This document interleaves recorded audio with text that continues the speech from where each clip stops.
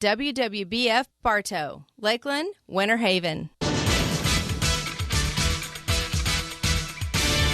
It's time for Bartow Yellow Jacket football on WBF.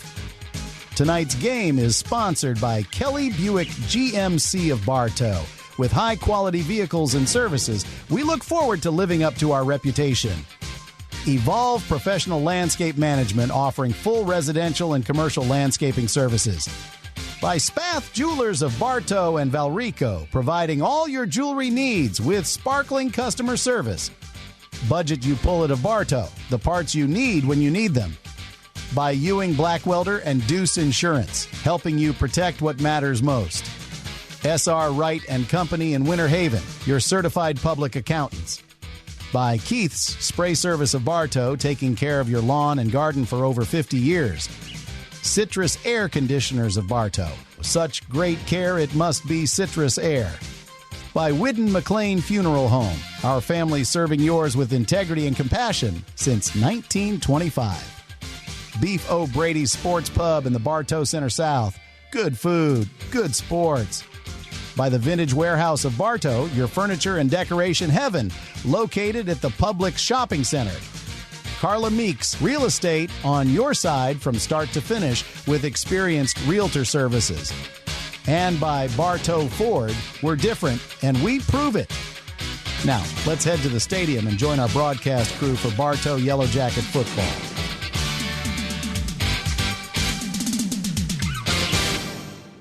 Live from Bartow Memorial Stadium at the Harris Sports Complex at Bartow High School, Yellow Jacket football is on the air. Good evening and welcome to week number 4 of the high school football season. Tonight, the Yellow Jackets return to Bartow Memorial Stadium for a showdown with the Haines City Hornets.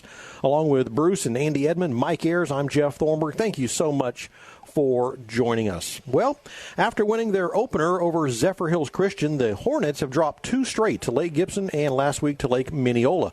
Meanwhile, Bartow is coming off a weather-shortened game in Orlando, falling to Bishop Moore 19-9, and the Yellow Jackets stand at 1-2 on the year. Bruce, the last time these two teams played, we all know it.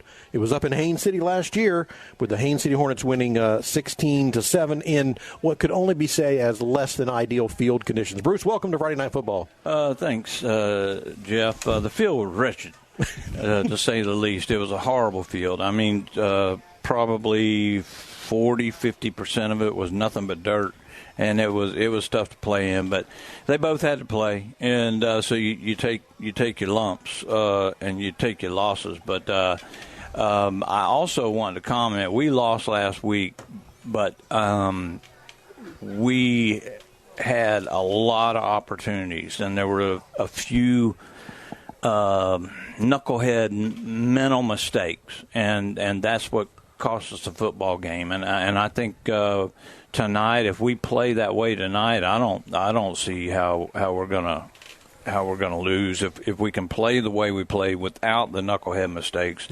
then we will be a very, very good football team.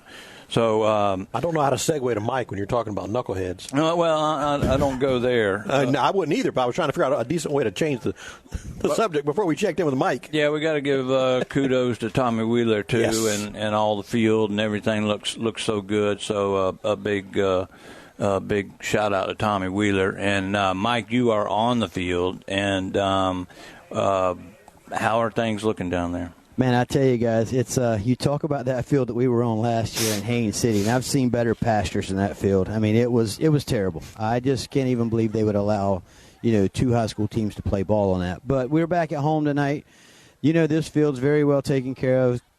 Like you said, Tommy Wheeler and the guys, they always do a nice job on this field. Coach Eden and everybody that lays their hands on this field always does a great job. We're just hoping this weather stays out here. There's been a few little raindrops falling down here, but I think the field's in great shape. I mean, you guys got a better view than I do from up there. But just being down here on the field, I think we're in for a good ball game tonight. Like I said, the field's nice and green, got nice stripes on it. Should be a good game tonight between Bartow and Haines City. Like you said, just a couple of mistakes. I mean, but those mistakes are big. Those mistakes are huge because, when you get later into the season, you start getting into that playoff run or whatever, those mistakes are the mistakes that cost you a ball game, because once you get to that level, it's like those mistakes are very minimal. So, and I know Coach Eden and the staff has been really coaching on those mistakes very hard. I mean, I listened to them at halftime when they got the guys in the locker room. They talk about the mistakes. You're only 1 or 2 plays away, guys. That's what I always hear. You're only 1 or 2 plays away. You're not out of this game. You're beating them statistically. But these mistakes is what's hurting you. So we've got to clean those mistakes up. And I think if they do that tonight, we're in for a good ball game. Absolutely, I agree. And it's a very special night here at Bartow Memorial Stadium. We're going to salute our hometown heroes tonight. There was a scheduled flyover of the stadium tonight. I think that has been canceled because of the threatening weather at last report we had. So we'll just we have a lot of first responders lining up on the far side of the field. We have Polk County Sheriff. We have EMS over there as well. There and the Bartow Police Department. So we're all ready to honor those and all of our past military. Yeah, we got 2 of our own military down there. We've got Mike and we've got your brother David who came by, and we don't tell them enough, but we appreciate them more than they know. And Mike's part of the family, but we still salute him. Absolutely. I think your son's coming up here tonight too, isn't he? No, I don't think he is. He's not going to make it? No.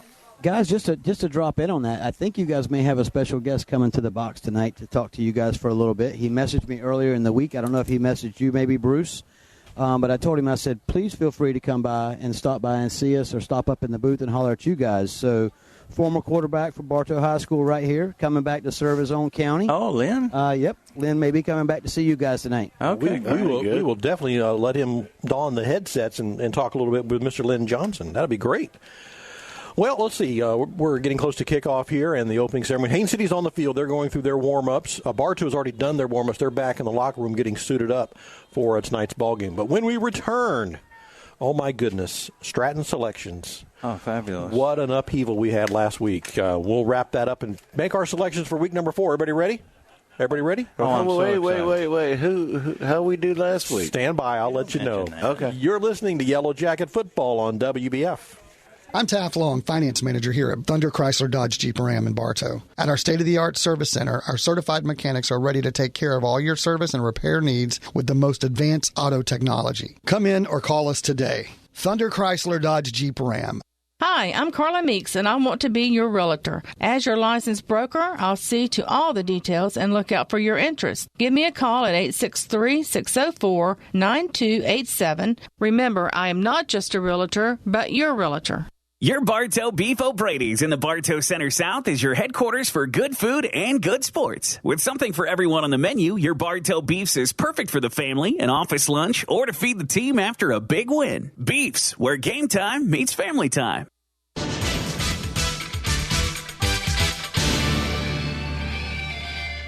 To Bartow Memorial Stadium, we see the Bartow High School marching band on the far side of the field getting ready to perform the national anthem. Let's go ahead and jump right into Stratton's selections for week number 4. Test out our pigskin prognosticating. Andy, congratulations, brother. 13-1 last week. You were in our picks. Mike and myself, 12-2, and Bruce, 11-3. So that's not bad though for all of us. Here we go. Humble now that we're on the radio, huh? He was bragging up and down the whole stadium here a minute ago. All right, Andy, you get to go first. You ready? Okay. The Groveland South Lake Eagles at 1-2. They're taking on the Davenport Broncos, who are 2-1 on the year. Mr. Leaderboard over there, what do you think? Where are they playing at? In Davenport. I'll go with Davenport. Who's the other team? South Lake Eagles. They're from Groveland, Florida. Never even heard of them. I'm going with South Lake Eagles. Me too. South Lake. Oh, everybody's piling up on the leader. Okay. Next up, the Lake Placid Dragons down in Highlands County at 2-1. They're visiting Tenor Rock tonight, who is 0-2. I'll begin. I'm picking Lake Placid. Sorry. Why do you always go on the easy ones? I go first on these ones. Have you noticed that? Yeah, I'll go. I'm going Lake Placid. No comment. Lake Placid. Oh, let me see about this. Lake Placid. There we go. Next up, Ridge Community. They're on the road to Dover. They're playing a school called Specially Fit Academy, the Rams. They are 3-0, this Special Fit Academy. Never heard of them before. Ridge is 1-1. Ridge will be 1-2. Bruce is picking the Rams. Andy? Rams. Mike? Come on, let's go to Specialty Fit, I guess. I'm going Ridge. Look at me. I could say something about that, but I'd probably get in trouble. So Jupiter Christian Eagles at 3-0, visiting the Santa Fe Catholic Hawks, 2-1. Mike, who and what? Jupiter Christian Eagles playing Santa Fe Catholic. Okay. Mike is picking Jupiter. I'm picking Jupiter as well. I'm Jupiter. What's their Jupiter's record? They're undefeated, 3-0. Oh, I'll go with Jupiter. They're going 4-0, according to Andy. What about the syrup makers? We got them on this week? I'll try to find them. Okay, thank you. Daytona Beach, the Halifax Academy Knights are visiting Victory Christian. Both teams are 2-0. So Halifax from Daytona Beach is visiting Victory Christian tonight. Victory. Bruce, what do you think? Mike picks Victory. I'll go with Daytona. Daytona's they bring up some pretty good teams, and I've got to try to get back in this thing. I agree. Andy? I was going to go with Daytona, too. All right, so Mike's going to gain some ground, maybe. Next up, Kissimmee Gateway. The Panthers at 1-2 are visiting the Lake Region Thunder tonight. Oh, my God. That's almost like Tenor Rock in Lake Region playing. I think Bruce is leaning to the Panthers here. But that's Mulberry. No, Kissimmee Gateway. Kissimmee Gateway and Lake Region, right? Yeah. Gateway. Yeah, all day. Mike's Gateway, Bruce's Gateway, Jeff's Gateway, Andy is Gateway. DeSoto County Bulldogs at 0-2 visiting George Jenkins. The Eagles at 1-2. Well, you know our buddy Matt Martin is a baseball coach down at DeSoto County, yep. And any Bartow boy that's coaching down in DeSoto, I'm going for them. So I think they're going to hit 2 or 3 home runs tonight, and DeSoto's going to win 3-2. Andy? I'm going with DeSoto. Michael? DeSoto. Everybody's on the Bulldogs tonight. Lake Gibson, the Braves are on the road tonight over to Dunellen to take on the Tigers. Dunellen is 2-1. Lake Gibson is 1-2. I'm going to pick the Tigers. Who are they playing? Lake Gibson. Anybody but Lake Gibson. Yeah, Dunellen. Coach Peavy says congratulations on your retirement, Andy. Thank you. Dunellen. Okay.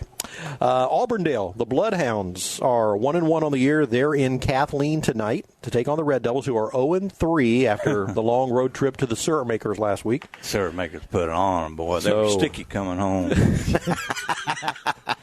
So we all on Auburndale, I think? Yeah. Auburndale, yeah. Mike and Bruce and Andy and Jeff all picking the Bloodhounds there. Wait. Who they playing? Kathleen Red Devils. Oh, yeah. Okay. Auburndale. Oh, I almost had him for a second. Mike Homecoming down there for the Fort Meade Miners. They're at home tonight. They're 1-2 on the year, and they're visiting they're entertaining the undefeated Mulberry Panthers at 2-0.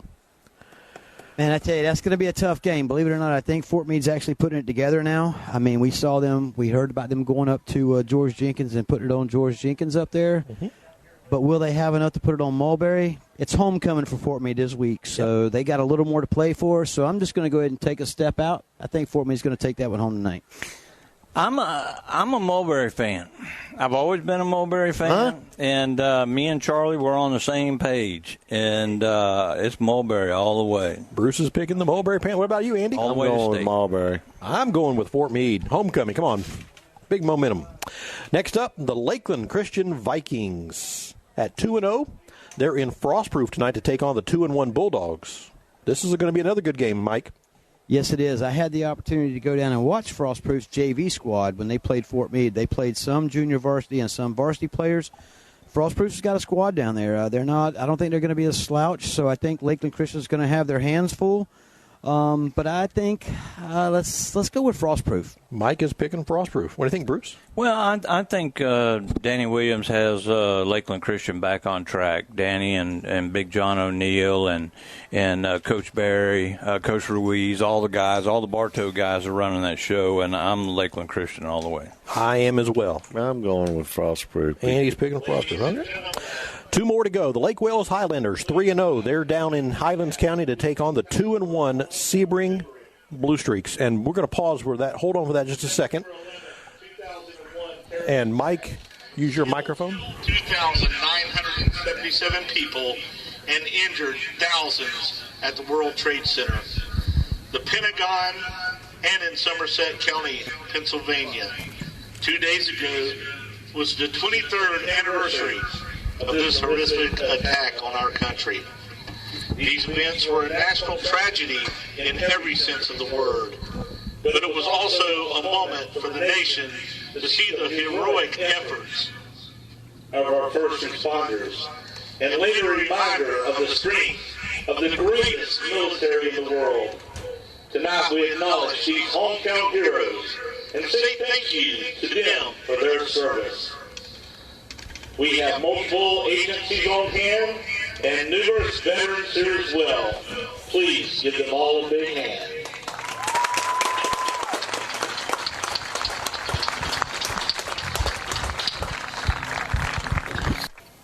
The Bartow High School Marching Band has made their way across the field. They're preparing now for the national anthem. At this time, the pride of Jacket Nation, the BHS Marching Band, will honor America and these brave souls with the playing of our national anthem. During the anthem, the Bartow Junior ROTC bringing the colors across the field, preparing for the playing of the national anthem by the Bartow High School Marching Band. Just a stirring sight here at Bartow Memorial Stadium.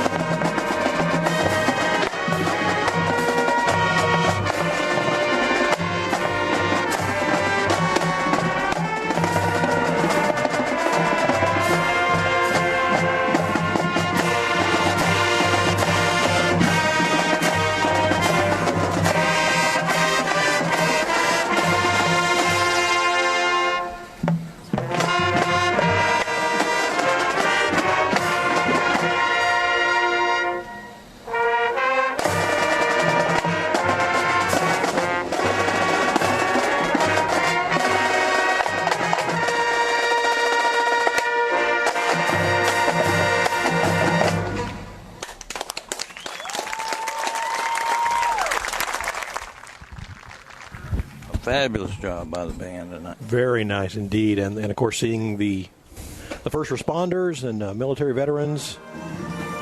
Very nice. Very nice. Well done, everybody involved with saluting hometown heroes tonight.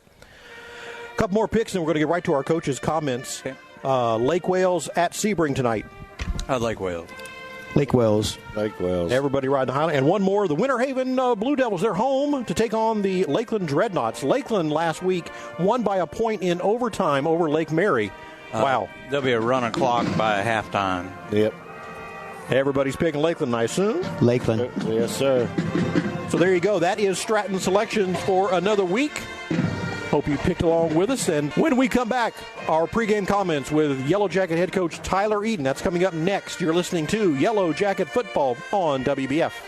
Hello, Bartow. This is Joe DeCesare with Citrus Air Conditioners, your hometown air conditioning company. If you're looking to replace your old unit, Citrus Air has many units in stock and offers financing. Call us at 534-1171 or look us up online at citrusairinc.com. Getting tired of your furniture and decor? I'm Mindy Moo with the Vintage Warehouse in Bartow. We've been perfecting our craft for over 13 years to create a special place for you to shop and find high-quality pieces for your home. Vintage Warehouse in Bartow, located in the Publix Plaza. You'll always get great prices at Budget You Pull of Bartow. Here's Craig. We have starters for $20, alternators for $20, AC compressors for $31. Every door is $55, and motors are $200. Budget You Pull It, Highway 60 East.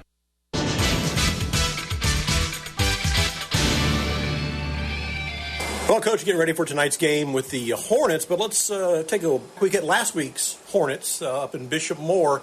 We battled that lightning and weather, about an hour and 45-minute delay in getting the game going. But Coach, I was kind of wondering, you got the kids in the locker room, you got the coaches, you're all just kind of waiting out like we all are.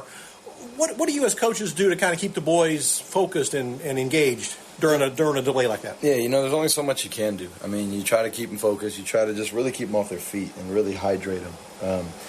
Some of the guys were in there watching film. Coaches would come in periodically and maybe give reminders and things like that. But at the end of the day, you just keeping them off their feet, just keeping them relaxed, keeping them hydrated, so that they're ready when whenever the all clear is given and we're able to go. Just that they're able to be ready. And I thought our guys did do a good job. I thought we came out strong. I thought, for a team that was they were very confident, Bishop Moore was. They took the football to start the game, and we shut them out. Sent them right off the field. We drive down, kick a long field goal. So, I thought we started the game really well. Came out the first quarter winning 3-0. There's a lot of good from this game. So, but as far as that goes, it's tough. There's nothing that you can really do to prepare your team for that. But you just kind of have to, the biggest thing is, again, just keeping them off their feet, keeping them hydrated. And talk about the game for just a minute. It was shortened in the middle of the third quarter. Mm-hmm. And up in the broadcast booth last week, the crew, we're buying what you're selling because we saw improvement quarter by quarter and by quarter. It was 19-9 was the final score. But Coach, I know you wanted that last 7 minutes to play because Bartow was really showing some good effort. Yeah, we had them. There's no secret to that. Their coach, he's a really good coach. I can't remember how to pronounce his last name. It's like Hedrick or so. And forgive me, Coach, if you hear this, but he's a great guy and he's a great coach, state champion coach. And he came off the field and he, the first thing he said was, "Man, you guys are kicking our." I can't say it on the radio, but he was very clear. Like we were out coaching them, out playing them, and he was, we had him. We had him panicked. They threw the ball 3 straight times late in the game, and I thought they should have ran. And I thought maybe they weren't expecting to be in a close game late, and those guys are professionals. They're great. They're amazing. They got a great program. There's a reason that they got, the championship pedigree that they do. But we had them. And again, like I said, against Gulf Coast, we are a younger team that's learning how to win. And even our guys that are more experienced, we are in, really it's year 1, because I say the first year of a program is year 0. So really we're in the first year. If you want to call it the second year, whatever, but of building the culture and the mentality that it takes. And that takes, moving things around. That takes dealing with the ever-changing, coaching staff, right? And guys are, and so, I think we're in a really good spot right now. And so, and then just culturally, discipline, all these things come into play, and we're getting there. And I told the guys, again, we're just a few, we're really close. And, to see the growth from going on the road against a Clearwater team week 1 to kind of, lose that game the way we did, to then be in this game where we're in great shape. We have all the momentum. We have the ball at the 50, going in to score, and the lightning hits us, and it is what it is. But I told them, you're not going to hang your head. You guys played well, and I hope that the big thing for them was that they understand. You see now, every little thing matters, and when you play a really good opponent like Bishop Moore, that's when those your habits, they really show up then. And so I told them, this week we've repeated it a lot, but it's just process over product, making sure they understand perfecting the process. Because if we can perfect the process, I think we've got some talent. I think we've got some good senior leaders. I think we've got some really good young guys. And I think, for us, if we can get as good as we just did from week 2 to week 3, going from week 3 to 4 in this game tonight, I think that we should see a really good product on the field. And speaking of the fellas, how was the practice this week? Any setbacks, any injuries to report on? Messiah Borders is out again for 2 weeks. He was starting at corner, so Ladarian Adams, who started the last 2 games, he'll continue. He's done a really good job. I've been really pleased with him. Avery, our backup running back, he has a hand injury, so he'll be out this week. He'll be back next week.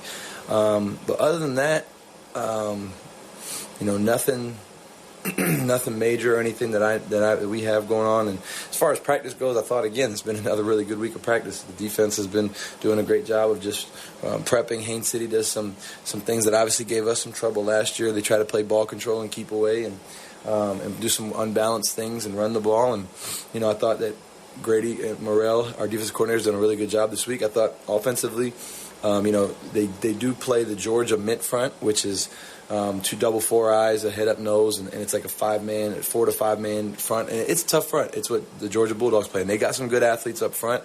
So we've had our hands full trying to prepare for that, and but it's been good. Like I really like the week of practice. We've gotten 2 great days on the field, so we've been spared from rain.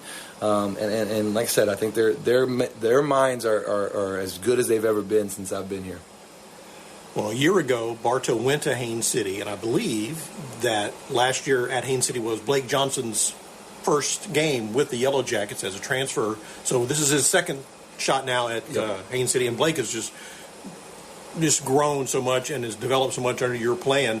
So did Blake have a little incentive tonight along with the rest of the team? I'm sure he does. I mean, everybody does. They know what that cost us last year. I understand that, under Coach Tate, that the team went, I believe, undefeated, 9-0, I think, one year. And they kind of said district, but there weren't districts. So, not to take anything away from that really good team of guys that are doing some great things in college now, but,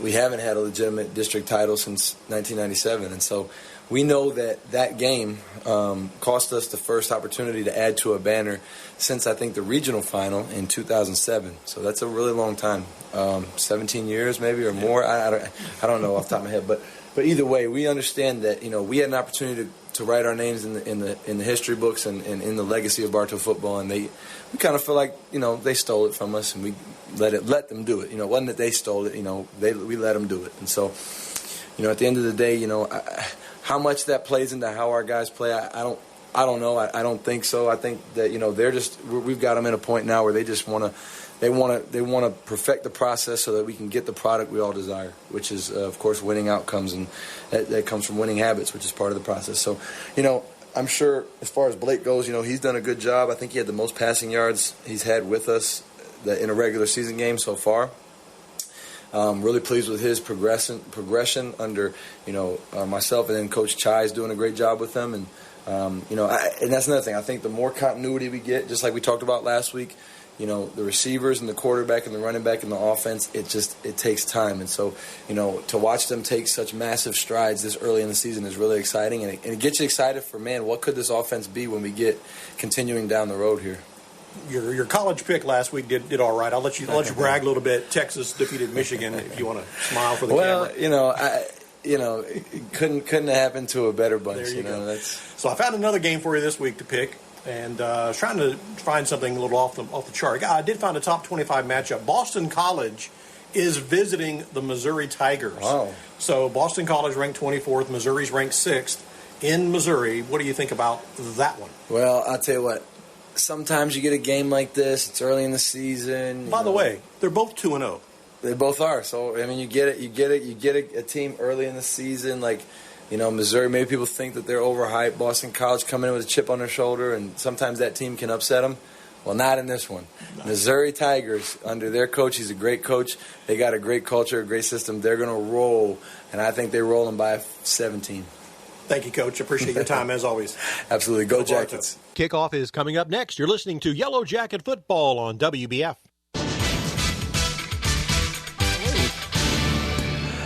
Welcome back to Bartow Memorial Stadium. And we've just had the coin toss, and Mike, looked like Haines City won the toss? They did. They won the toss, and they deferred. But I can tell you right now, guys, we were talking about it during the commercial break there. This ought to be an action-packed game tonight, because I was just out there in midfield for the coin toss, and I'm telling you right now, this white hat is not playing games tonight. He already got sideways with a couple of guys at midfield, so we could probably be prepared to see several flags being thrown tonight. Yeah, this is our old buddy who's almost mummified. He's like 300 years old, and he's one of our favorites. We love him. I don't see how he can keep up. I don't see how he can keep up with the team. Nope, it doesn't matter. It doesn't matter what he can keep up with. Bartow will receive the field here at the John and Terry Frost Field here at Bartow Memorial Stadium. It runs east and west. If you know where Broadway Avenue is, well, that's the west side of the field. And if you know where the Ken Riley Athletic Fieldhouse is, that'll be the east side of the field. And We are sitting in the press box here on the north side of the stadium. Neil's walking up and down like an expected father. What's up with him? Neil Duncan, the Booster Club president, is pacing violently. We got a good breeze going tonight, too. Nervous Nelly. Mike, is it sprinkling a little bit? It's got a little bit of a sprinkle to it, not much. Let's don't speak much of it, though, okay? 10-4, I'm with you. Here's the kickoff by the Hornets, and it's taken at the 20-yard line and handed back to Murray. Ooh, there's a nice block. Oh, that's going to be Hampton, 30-35, Hampton down to the 40-yard line. Yeah, closest one, just hand it to him.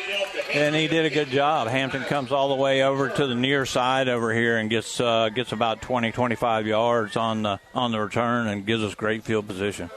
Bartow had a couple good blocks in there, too, on that run back. Quarterback for the Yellow Jackets. Patty Dell. Really? And Timmy. Oh, yeah. Hadn't seen Timmy in forever. And Mitchell Starling, who used to be up in the booth with me and David, and then Josh Dell.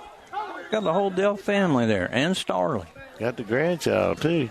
First and 10 for the Yellow Jackets from their own 40-yard line. Quarterback is Blake Johnson.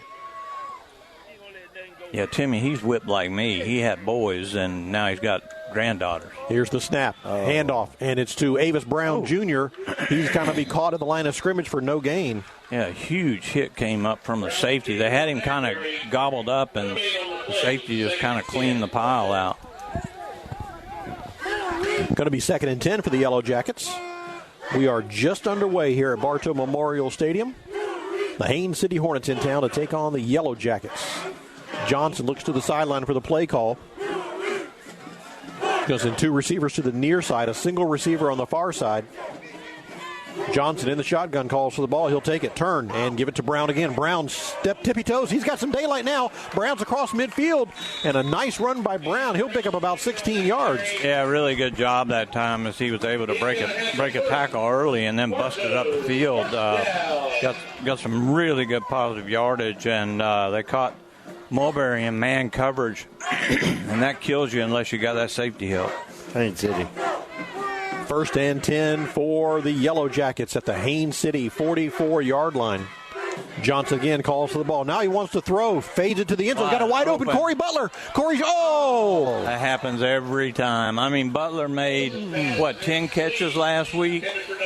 And that one, he didn't have anybody within 5 yards of him, Mike, and he just dropped it. Yeah, absolutely, guys. He was running down the field all by himself with nobody within grasp of him. That was the 6 points right there if I've ever seen it. Yeah, they were playing cover 4, and the corner let him go. 2nd and 10 for the Yellow Jackets now at the Hornet 44-yard line. Bet you that don't happen again. Same formation. The snap's a little low. They pick it up. They get it to Brown. Brown up the middle. He goes for a nice 4-yard gain to the 40. Johnson wearing number 13 tonight in the blue. Butler was walking back to the huddle with a hand on his chest saying, that was me, that was me, that was all me. So. Yeah.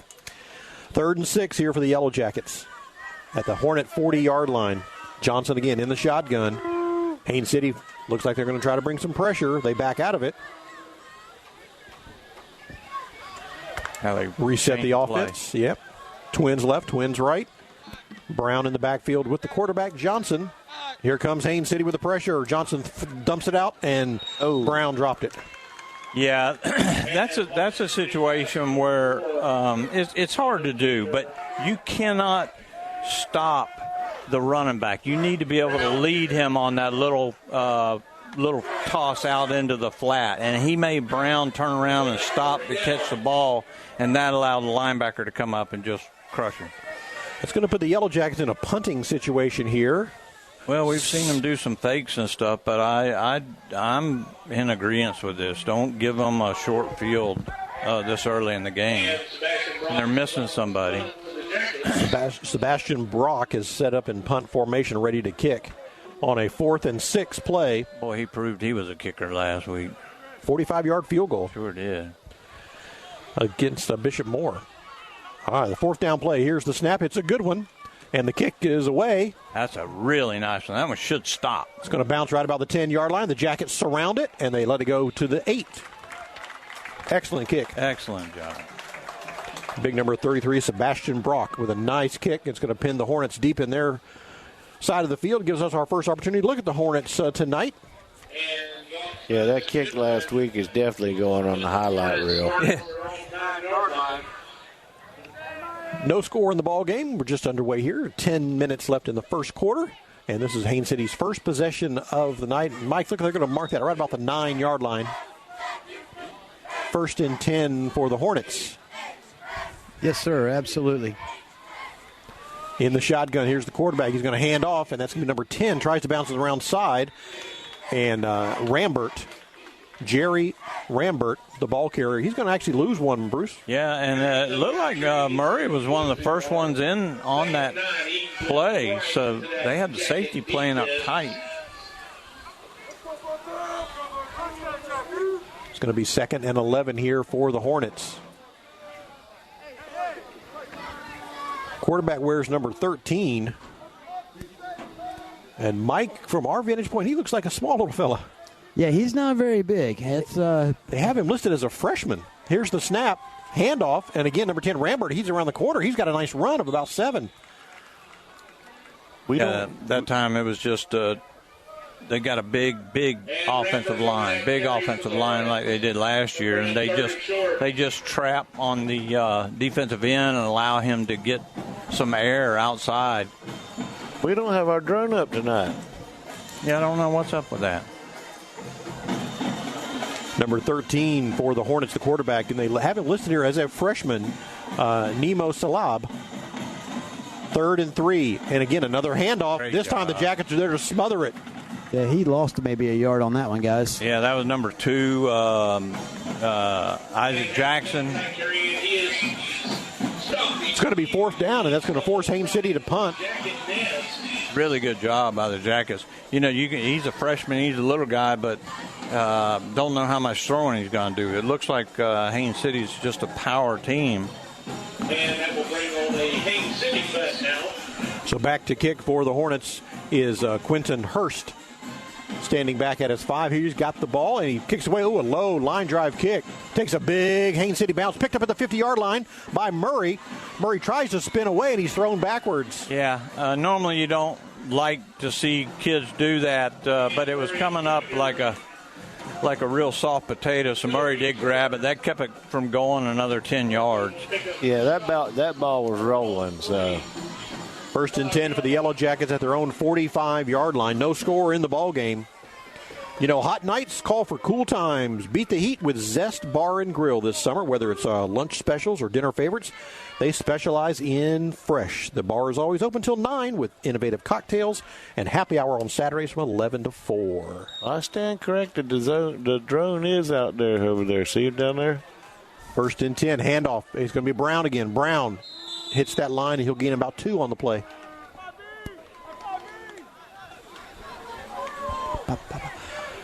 I'm going to give him 1. Make it 2nd and 9. I'd like to see the film off of that thing. See what it looks like. Listen, the cameras on those drones are amazing, guys. I mean, I have one. HD. Y'all listen. Yeah, we'll talk about it after this play. Johnson in the shotgun. Here's the snap. Handoff again to Brown. Brown looking for some running room. Brown finds a couple yards in the middle of that Hornet defense. That was a helmet-to-helmet hit right there. Brown Jr. on the carry. Short pickup, 3rd and long. It's going to be 3rd and about 7 here for the Yellow Jackets. You got a computer screen for the drone video? So you fly those things. You put so with the way I fly mine is I put my phone inside the controller, and there's a cord that goes around it that hooks it all up. But then you can transfer it to your computer, your laptop, whatever you want to transfer it to. YouTube. Yes. 3rd and 7. Johnson wants to throw. He's under some pressure. He rolls out. Still looking, still being chased. Johnson's going to tuck and run. He's going to go out of bounds on the far side of the field. Yeah, he couldn't quite get to the sticks, but he did everything in the world. If he slows down a half a step, he's going to get crushed. And so he got as much positive yardage as he did. I think he punted this ball again. It's going to be 4th and about 4. They're going to leave the offense on the field for the moment. Hard count. Bartow's been quite effective at this.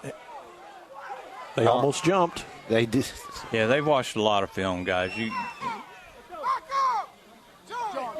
Bartow's still looking at the sideline. This offense is still there now. Now Bartow will call a timeout. And they will bring on the punting team. 6:09 left here in the first quarter. No score. You're listening to Yellow Jacket Football on WBF. Hi, I'm Benny Jr. with Bartow Ford. We have the largest body shop in Polk County and the most certified technicians. If your vehicle has damage and in need of repair, tell your insurance company that you want to bring it to Bartow Ford, where we're different and we prove it. Hi, it's Erin with Evolve Contracting. While there's no shortage of landscape and irrigation companies, you deserve the option that's the best fit for you. At Evolve, we offer 3D imaging and an irrigation program that saves you water, time, and money. Call us at 863-537-7537. For over 50 years, Keith Spray Service has been serving Polk County with specialized treatment of delicate ornamentals, including rose bushes. Want to learn more about the treatments of ornamentals as well as expert lawn care? Call Keith Spray Service. That guy just comes shooting through. Welcome back to Bartow Memorial Stadium. 4th and 4. Jackets in punt formation for the second time tonight. And it's going to be a fake. They fake it. Avis Brown, the up man's got it. He's across the 40. He's got a first down. He's got a whole lot more all the way down inside the 25-yard line.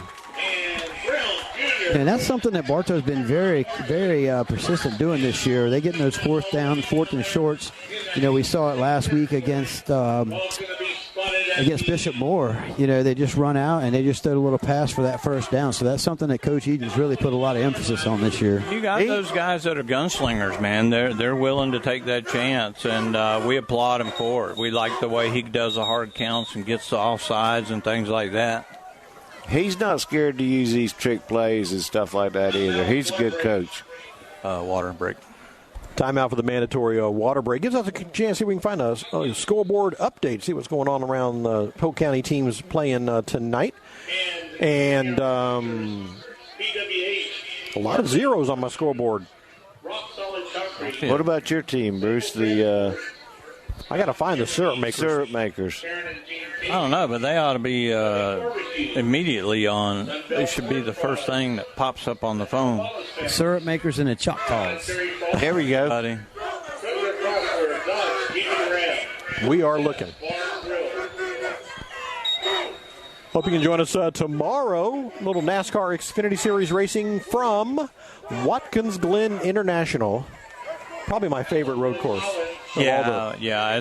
It's really pretty up there. 2:30 tomorrow afternoon for the Xfinity cars. Yeah, I like the Roval at Charlotte, too.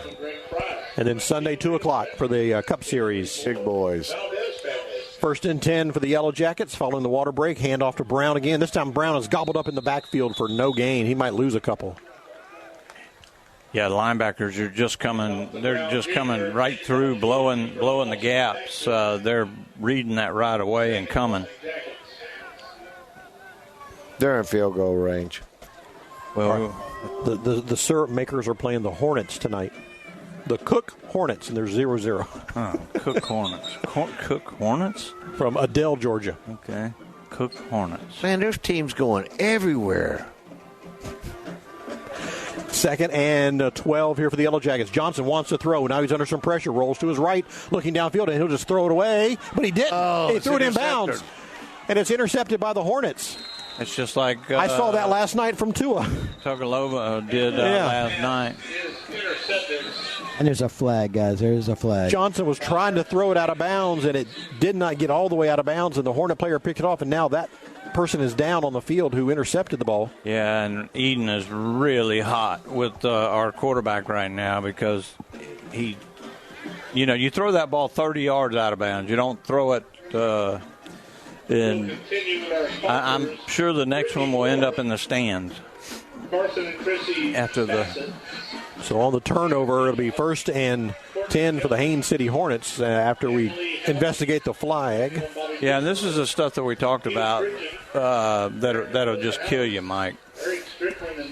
Yeah, exactly. I mean, it's just those it's the minor mistakes. I mean, we talked about it a little bit last week against that game with Bishop Moore. I mean, it's the little things that, and we talked about it earlier in pregame, those little things will just eat you alive, and they cost you big in the end. Yeah, and it's like we said, we're not Lakeland. No, exactly. We can't make 20 mistakes and still gain 500 yards. Well, what was the flag for? I don't know. They picked it up, looked like. First and 10 for the Hornets at their own 31-yard line. Here's the snap. Handoff. Up the middle goes the running back, and that is, Rambert. He's going to get about 3. I think Haines City got away with one on that one because the back was making a move toward the line of scrimmage before the ball was snapped, so they got away with that one. And they're going to give him credit for only a yard, so it'll be 2nd and 9 for the Hornets. 4:33 left here in the first quarter. No score in the ball game between Bartow and Haines City. Quarterback wears number 13. Got him listed as a freshman. Nemo Shalab, he's got a handoff. Again, Rambert with the ball. He has stood up at that line of scrimmage, Bruce. Yeah, they're not doing anything real fancy. They're counting on their line to blow up a hole, and right now they're not. And Murray coming up. You had Stanley in on the play as well. They're not respecting the pass at all right now. That's where you got to be careful. 3rd and 9 now for Haines City. You draw those safeties up, and then you just zip that tight end right past them going down the seam.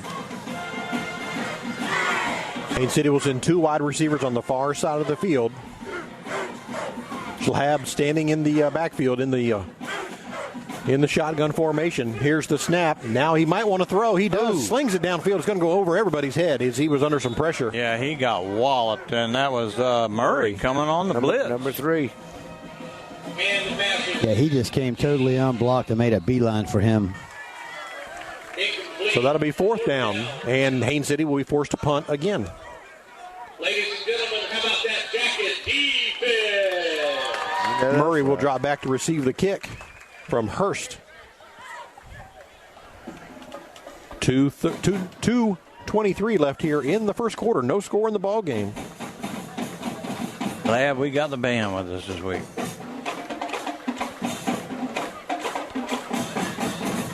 Murray will step up a few. Hey, how are you? Here's the kick. A low line drive kick. And it takes a big Haines City bounce. They're there to surround it and right about the 36-yard line. Yeah, that's the worst field position we've had tonight, the 36. So we got to see if we can get something going here. 1st and 10 for the Yellow Jackets at their own 36-yard line. No other scores to report. Well, we do have one. Dunellen is over Lake Gibson 7-0. That game over in Dunellen. Dunellen, isn't that the spring training for the Blue Jays? Yes. Yes, that's what. No, Dunedin. Dunedin. I don't know where Dunellen is. I'm sure Mike's been there. Yeah. No. Oh. They don't have a restaurant over there? They will. 1st and 10. Here's the handoff. Avis Brown Jr. turns around the left side and moves up a couple yards. Make it 2nd and about 8. Yeah, that's one of the only things I do miss about not being on the road for road games. I'm going to eat somewhere. You can bet on that. Yes, you know where, and you know where they are. Where the places are. Yeah, well, we got to do better than Wendy's next time. They're going to give him about 3, so it's going to be 2nd and 7 here for the Yellow Jackets. Here's the snap. They fake the handoff, and Johnson wants to throw. Wide open again. Thomas is down there. Thomas has got to the 25. Thomas caught it, and he's brought down at the 5. That was pretty. Yeah, that was a great job. Thomas did have to slow down just a hair, which allowed the corner to make the tackle before he was able to get in the end zone. But a beautifully thrown ball and a great catch. Yeah, if he hadn't slowed down like that, it would have been 6. But that's only a play or 2 away. So 55 yards on the pass completion and reception from Johnson to Thomas. 1st and goal for the Yellow Jackets. Put the ball right about the 5-yard line. Johnson directing traffic. Calls for the ball. Give it to Avis Brown Jr. Up the middle he goes. And he's going to be stopped short. About the 2. Right about the 2-yard line.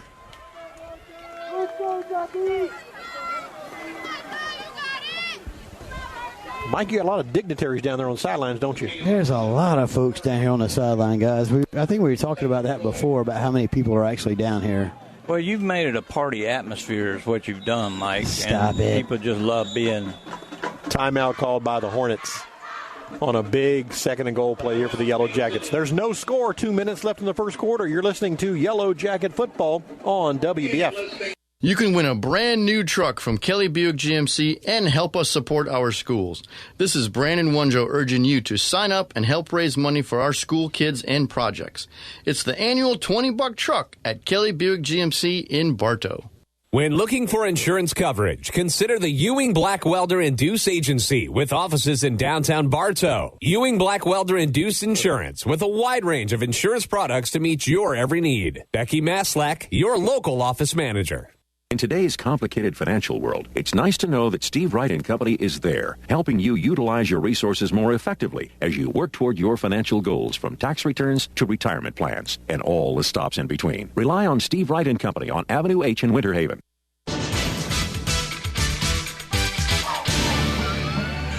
All righty, here we go. Second and goal for the Yellow Jackets at the 2-yard line. Here's the snap. A direct one to Thomas, and Thomas is going to go untouched into the end zone for a Jacket touchdown. Yeah, it's a good thing he got the touchdown. He deserved it a little bit earlier, and they do the direct snap to him, and he just runs right around the edge and gets him without being touched. We do have an update on the cheerleader that was hurt last week, Cadence Whitaker, and she's doing great. Coach Jolliffe, we're so happy that she answered back.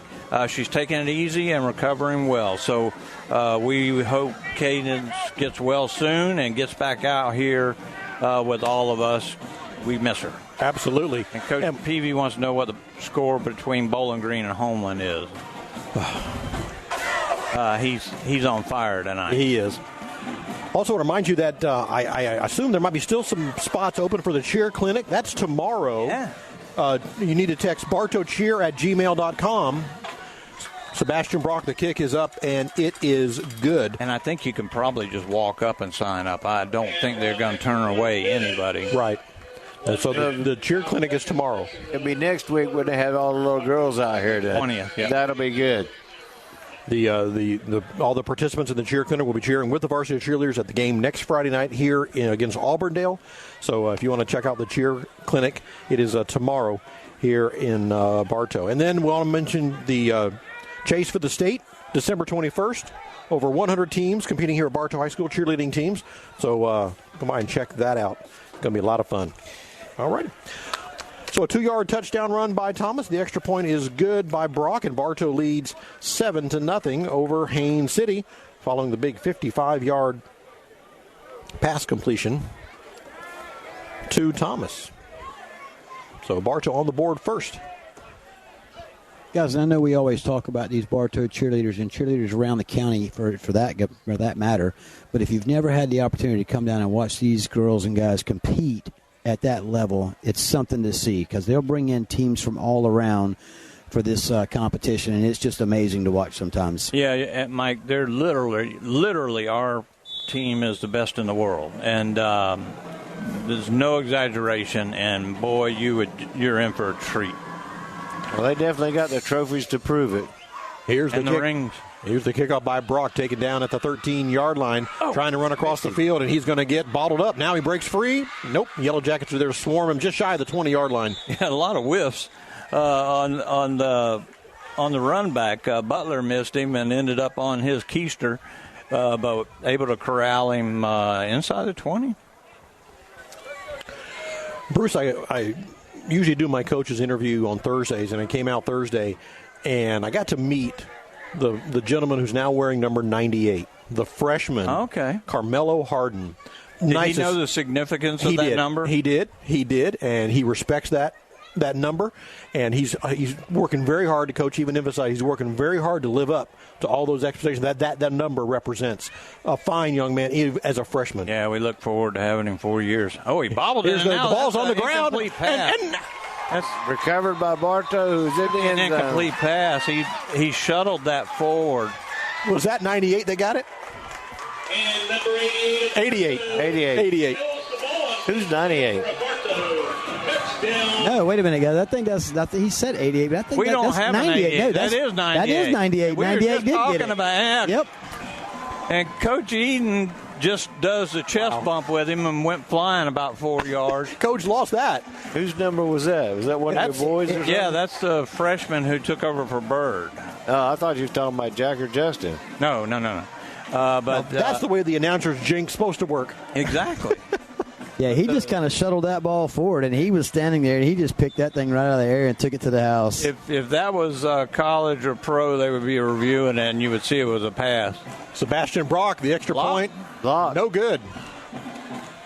So a fumble recovery, or I guess that's what we're going to call it. Or interception, or I don't know. Yeah, whatever. He was shuttling it forward, so it would be a forward pass, so it would be an interception. So a 17, we're going to call it interception by number 98. We love it. Harden. Carmelo Harden. Russ was 88. Yep. I think they call him Mello, too. That's his nickname. Of course. So the extra point was blocked. So it's 13-7. Carmelo Anthony, I guarantee that's where he got that name. Well, I hope I run into him next Thursday because I want to congratulate him. Yeah, absolutely. That's huge, man. Points off turnover like that. 1:36 to play, and Bartow's quickly up 13-0 over Haines City. And Brock will tee it up at the 40-yard line, ready to kick off. Next week, the Auburndale Bloodhounds will visit Bartow Memorial Stadium to take on the Yellow Jackets. Pre-game show starts at 7, kickoff 7:30. Hope you can make it out here to the stadium. Who are we playing? Auburndale. Oh, okay. I got a good friend of mine lives over in Auburndale that went to military school. I'm going to call him, see if he's coming over. And Brock puts the foot into it, sails it deep, and it's over the head, and it bounces into the goal line. That's a touchback. It crossed the plane in high school football. Can't return them. Great kick again by number 33, man. He's just rocking this year. And, Mike, there's not much breeze down there, is there? It is definitely still down here on the field, guys. It is. It's a little bit humid. Yeah. Yes. You know, he's got a kicker's name, too. Sebastian Brock. What makes you think of the old Raiders? Yeah, Janikowski. Yeah, Sebastian Janikowski. But he's not fat like Janikowski. This kid's in tremendous shape. 1st and 10 for the Hornets now from their own 20-yard line. Tell you what, Janikowski was fat, but he made a lot of money. Here's the little toss sweep, and the Jackets are there to throw their ball carrier 98 again. Backwards. Yeah, he just had nowhere to go on that one, guys. He tried to turn that corner. When he did, there was a host of Jackets just standing there waiting for him. Man, Harden is he's one player of the week in the first quarter. And he's almost got it. And just a freshman. They lose 4 on the play, make it 2nd and 14 for the Hornets. Bartow in front, 13-0. Quarterback for the Hornets. Sahab, he's got it. Little high snap. They managed to get it down. The running back breaks through the middle of the line into the secondary, and he's going to get a nice run here of about 7 or 8. They hit it pretty fast, and if they get a little crease, Mike, it appears they've got the ability to move it downfield. Yeah, he that was a pretty good hole open there for him, and when he saw that open field, he was able to turn a little bit of speed on there and get past that first line of defense from Bartow. 2nd down and about 5 here for the Hornets. One man in motion. The ball again is bobbled, and the exchange was a little off. He dives forward to get about 1, but it's going to be 4th down. I just wonder how much longer they're going to allow that offensive line, that the guy in motion. You watch him from up there, guys, you'll be able to see him. He's rounding that corner off and actually making a move toward the line of scrimmage before the ball is snapped. Well, if we had a guy that had a microphone in his hand and a yellow flag in the other, we might be able to do that for him. Oh, come on now. You're going to get me in trouble. That's going to be the end of the first quarter with your score. Bartow 13, Haines City nothing. You're listening to Yellow Jacket Football on WBF. We are FM 102.9, 97.1, and AM 1130. WWBF Bartow. Today's broadcast is sponsored in part by the Whidden McLean Funeral Home of Bartow since 1925 and the McLean Funeral Home of Fort Meade. They're family-owned and are committed to providing personal service with the concept of our family serving yours. Are you crazy for customer service? So are we. Here at Spath Jewelers, we realize that our complete customer satisfaction is essential to our success. With our friendly and knowledgeable staff, you'll feel right at home as soon as you walk through the door. This is more than just a job. It's our love and passion. Come see us. Emily at Spath Jewelers. You've heard the expression, try it before you buy it, right? Well, at Keith's Spray Service, they won't ask you to sign a long-term contract because they're confident that you'll want them to keep coming back to care for your delicate ornamentals and lawn treatment. Keith's Spray Service for over 50 years. Graduated. Welcome back to Bartow Memorial Stadium, getting ready to get the second quarter underway. A couple of veterans and military being honored. Yeah, different curtain I knew. With our hometown heroes. Salute tonight. During Operation Desert Shield, Operation Desert Storm, and Operation Restore Hope. We can give a salute to our own veteran on our staff. Oh, yeah. Mr. Mike Ayers down there. Big hand from the Bartow crowd for the two veterans being honored. Finally, we have William Stevens. William joined the Army's military police in 19... It's fourth down for the Haines City Hornets, and they're in punting formation. Being medically retired. William was stationed in Germany, Washington, D.C. on 9/11, and Southern California. He deployed... Hurst is back ready to receive the kick. Albania, Iraq, and Afghanistan. Murray standing about his 44-yard line. Michigan. He has worked and lives in Bartow. Little high snap, and they got it. They blocked it. It's off the side of the foot. Bartow's going to have excellent field position. They'll cover it up at the 17-yard line. Great job. They didn't have to do that. It would have been a dead ball, but a great job. Did anybody see who got a hand on it? I don't see anybody jumping up, giving. And Williams recovered the ball on the block punt. Williams recovered the ball. Normally you'll see him giving a lot of high five to whoever got a hand on it. First and 10 for the Yellow Jackets at the Hornet 15-yard line. Bartow in front 13-0. Talk about some really nice field position.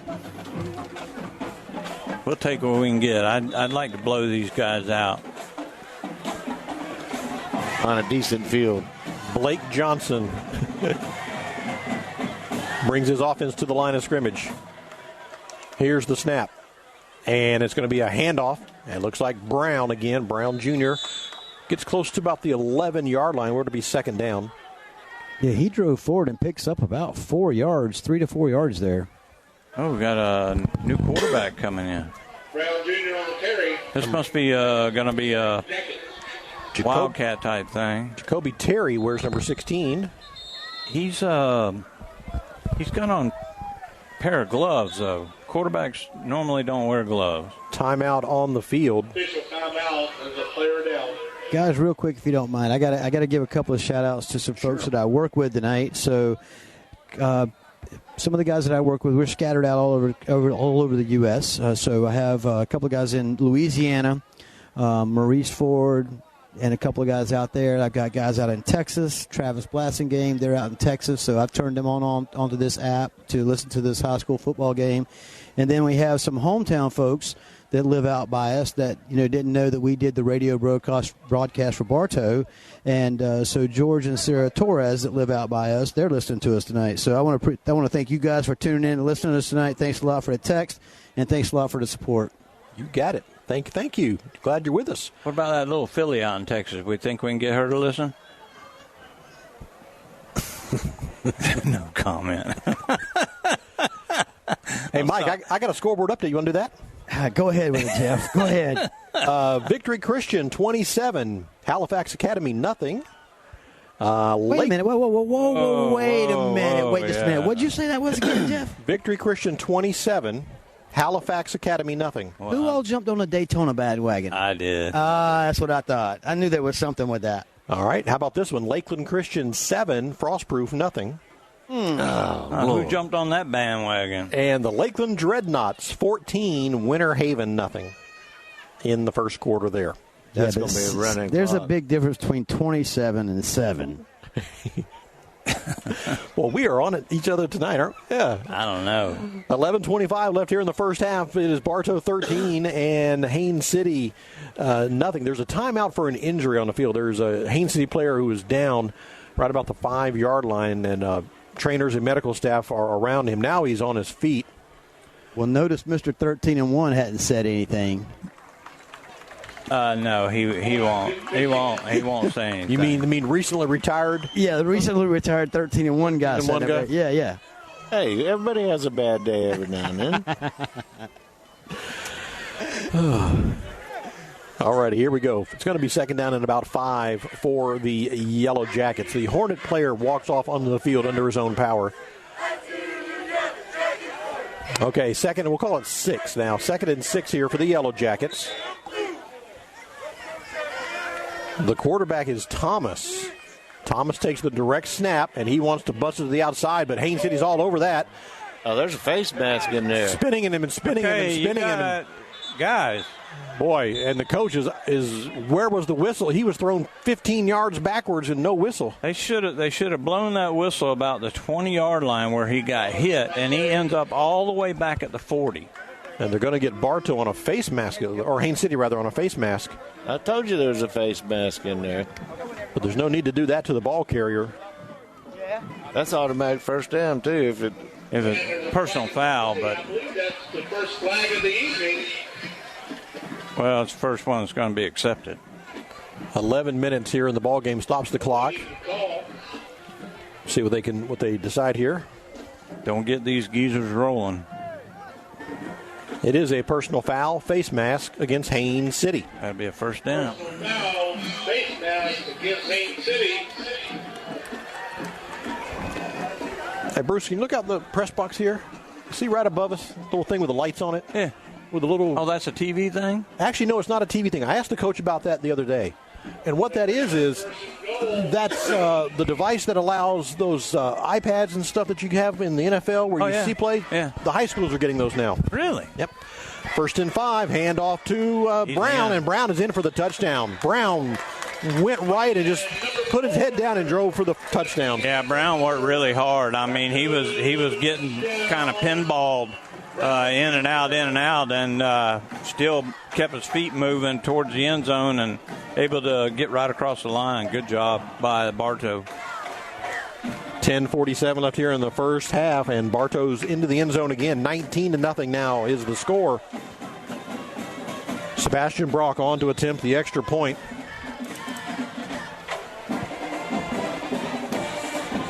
Here's the snap. The kick is up, and there's a flag on the play. The kick is good, but we'll see what the flag is. Thrown by the referee right behind the defense. Bartow's walking back. That would have been good from 40, so illegal procedures to call against the Yellow Jackets, so we'll have to do it again. Now they'll put the tee down at about the 15-yard line, so they're going to readjust here. Mike, the 14-yard line? Yeah, it looks like it. Yes, sir, about the 14. So a 24-yard extra point attempt coming from Brock, and they're going to and whistles will still. They almost wanted to do a fake offsides against Haines City. That's our buddy Broche, who Ethan. Didn't he throw a touchdown last week? He did, and then turn around and they wouldn't line back in the game. Here comes Kenzie Matthews. We want to thank her for the food. She's such a sweetheart, and so now they'll move it back to the original position. Superstar and athletic director. And again, whistles on the play. Come on. The kick is good, but again, I told you. Once they got started, it was going to be a long game. We're having a rough time here with our extra point attempt. Hey guys, quick scoreboard update. Fort Meade's up 7-0. It's early. Wait a minute. I thought you said over Mulberry. Over Mulberry. First, so the extra point is good. They wave off the flag. The extra point is good. Bartow's in front now, 20-0 over the Haines City Hornets. Well, unless we can get a running clock, it's going to be a long night because these cats have gotten their arms loosened up. Here she comes. Hey, Kenzie. Dear. Hey, Kenzie. Thank you so much. Our athletic director.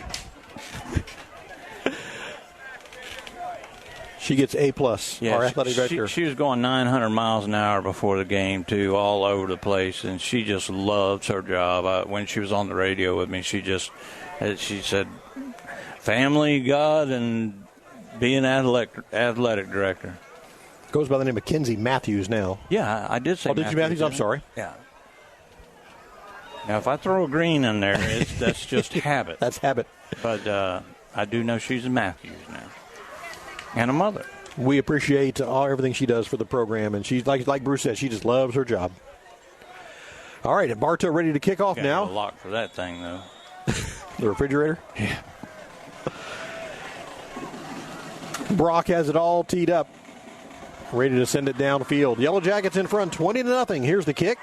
Going to be a high kick, taken right about the 10-yard line, across the 15, 20, 25, and brought down near the 23-yard line. First and 10 for the Hornets. Number 27, Jarvis Simmons, defensive back, was in on that tackle. Lakeland now up 16-0. I guess they got a safety. Lakeland up 16-0. Dunellen is up 14-0 over Lake Gibson. Lake Wales leading Sebring 7-0. We gave you the Lakeland Christian over Frostproof 7-0. And Mike Fort Meade over Mulberry 7-0. Yes, Boy, it's early. Coach Peavy's going to be some kind of upset. He won't be able to sleep tonight. First and 10 for the Hornets. From their own 29-yard line. Here's the snap. Handoff up the middle. He runs right into big number 22, Caleb Bell. I tell you what, that's got to be like the 5th or 6th tackle for Murray tonight, guys. He has come up from that safety position, kind of playing linebacker, and he is just blowing the gap. No gain on the play. Second and 10.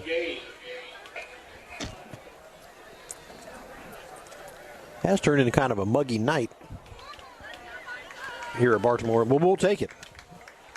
Yeah, there is a breeze blowing in, but here's the snap. High again. They want to throw. They do. That little wide receiver screen out to the far side of the field, but well read by the Jacket defense, and they're going to stuff it for no gain. That's Murray out there again? Yeah, Battle was the first one. He had the form tackle on, and then Murray just clobbered him.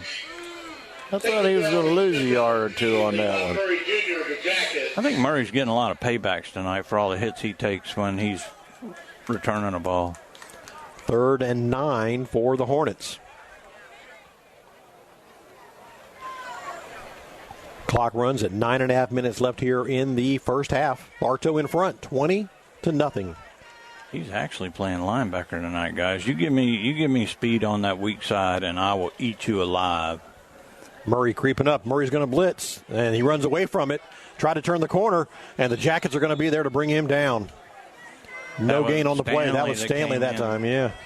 But he was being pursued hard. He was going down one way or the other. Yeah, he just didn't have enough to get that corner, that's for sure. They sure are. Pat Pittman doing the announcing as always and doing a great job as always. 4th and 9 for the Hornets, and that's going to drop them back in punt formation again. Big number 3 for the Yellow Jackets, standing at his own 43-yard line, ready to receive the kick from Quentin Hurst. Here's some pressure. His last one was blocked. This one is almost blocked. Nice high kick. Big bounce at the 50. It's touched by a Hornet. Now Bartow could pick that up and run with it, because once a defensive player touches it, it's a live ball that only Bartow, even if Bartow fumbled, it would still be Bartow's ball. Really? Yeah. Yep. If a defensive player touches a punt, they're going to mark it where they touched it, and that would be at the 47-yard line of the Yellow Jackets. Man, it's hard to block a one-step kicker too, and they are almost in every time. And there go the girls, man. The girls are going nutso with the flips and everything. We love our cheerleaders. 1st and 10 for the Yellow Jackets at their own 47-yard line. Johnson calls for the ball. He fakes the handoff. He rolls. Johnson looks to throw. The right-hander slings it downfield. Thomas is there, and it's intercepted. Intercepted. The defender made a nice pick. Well, they'll decline that. Blocking the back. And Haines City with the interception. Smith. That was Jacoby Terry. He was trying to block for Johnson. For Johnson. Yeah. The guy got by him, and then he put a body on him. So Johnson let that one go. That was intercepted, waiting to call. So Haines City with their second interception tonight. They're going to be first and 10 from their own 11-yard line. We see the band warming up. The flag girls are warming up, getting ready for halftime. That'll be an excellent show. The mad scientists back at it. Haines City brought their band as well. Don't know if they're going to perform tonight or not. Well, we'll allow it. We love bands. Well, they got more flag girls than they do players. The white hat is way back here. He hasn't moved. He's wanting all the officials to come to him at the 40-yard line here to discuss the penalty. Well, you got to understand. I mean, he is like Tim Conway on the Carol Burnett show where he plays that doctor, and his feet just move just like 2 inches at a time, stepping. He does have a shuffle thing going on. So the referees are having a little powwow, and he will pick up his flag and join the rest of the activities at the east end zone. They need to give them guys some headphones, mics. Most of them's been wearing them. I don't know why this crew doesn't have them, but he just wasn't having no part of that. He wanted everybody to come discuss that with him back where he was at. But he's got to turn around and go all the way to the back of the offensive. Just to wave off a decline penalty. First and 10, Haines City. Hold on a second. Yeah. Hold on a second. Wait till the white hat gets in his position.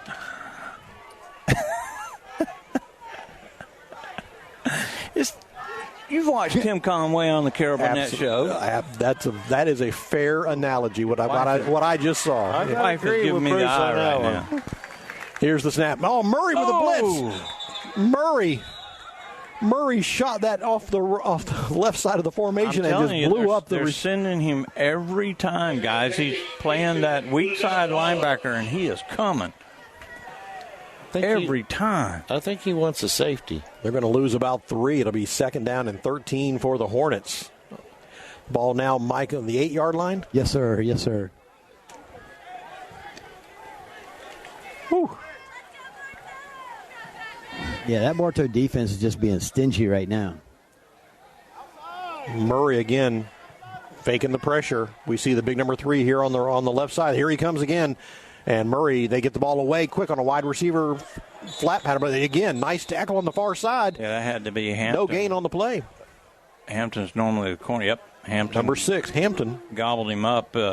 Haines City, the kid is palming the ball. If you watch the quarterback, he's palming the ball. And we had a quarterback when he was a freshman. He palmed the ball when he threw it, and then he turned into one of the best quarterbacks that we ever had, and that was Lynn Johnson. He's walking right across in front of us now, and he's in the police academy, and he may come up here and talk with us. 7:08 left here in the first half. Bartow in front 20-0. Haines City with the ball. They're facing a 3rd and 13 deep in their own end of the field. Nah, I guess he's going. Nope, I don't know what he's doing. Oh, he's got to say hi to everybody. Visiting. He should be coming to you guys. I talked to him down here on the sideline a little bit. Haines City with a big 3rd down. Here's the snap, and again, as soon as the running back got the ball, a yellow jacket defender, number 3, Murray, was there to bring him down. Yeah, I mean, literally, as soon as he got the ball, Bruce, he got a tackler.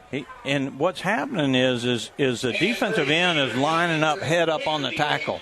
So the offensive tackle, he can't chip off and even get any part of his body on Murray. And Murray's just flying around the corner every time. They have zero respect for Mulberry's or Haines City's passing game. 4th down, 4th and need about 20. Do the Haines City Hornets there. We're going to kick this ball from their own end zone. And Murray standing about his 35-yard line. The snap almost goes over his head. They barely get it away. It's blocked in the end zone. Oh, safety. It trickled out the back of the end zone. They're saying a touchback. That ain't no touchback. Can't be a touchback. Safety. Should be a safety. Yeah. The white hat was signaling touchback. And the referee here on the near side has got a safety signal. So now he's calling them all together again. Here they come. Well, the one referee on the near side. It's easier on him if he calls them together because that way he doesn't have to run that far. It is a safety. He'll get all winded. Boom, ball. and it turned into a safety. A blocked punt at 6:17 left here in the first half. 22-0 is your score. Yellow Jackets over the Hornets. You're listening to Yellow Jacket Football on WBF. Hello, Bartow. This is Joe DeCesare with Citrus Air Conditioners, your hometown air conditioning company. If you're looking to replace your old unit, Citrus Air has many units in stock and offers financing. Call us at 534-1171 or look us up online at citrusairinc.com. Hi, I'm Carla Meeks, and I want to be your realtor. As your licensed broker, I'll see to all the details and look out for your interest. Give me a call at 863-604-9287. Remember, I am not just a realtor, but your realtor. I'm Taft Long, Finance Manager here at Thunder Chrysler Dodge Jeep Ram in Bartow. We are currently offering $10,000 off MSRP or 1.9% financing on our new vehicle inventory. Thunder Chrysler Dodge Jeep Ram, a proud supporter of Bartow Yellow Jacket football. That spot. They had to kick off from the 20. Welcome back to Bartow Yellow Jacket football. Kickoff from the 20-yard line by Haines City. Yellow Jackets will take over first and 10 at their own 40-yard line. Bartow in front, 22-0. Halfway through the second quarter.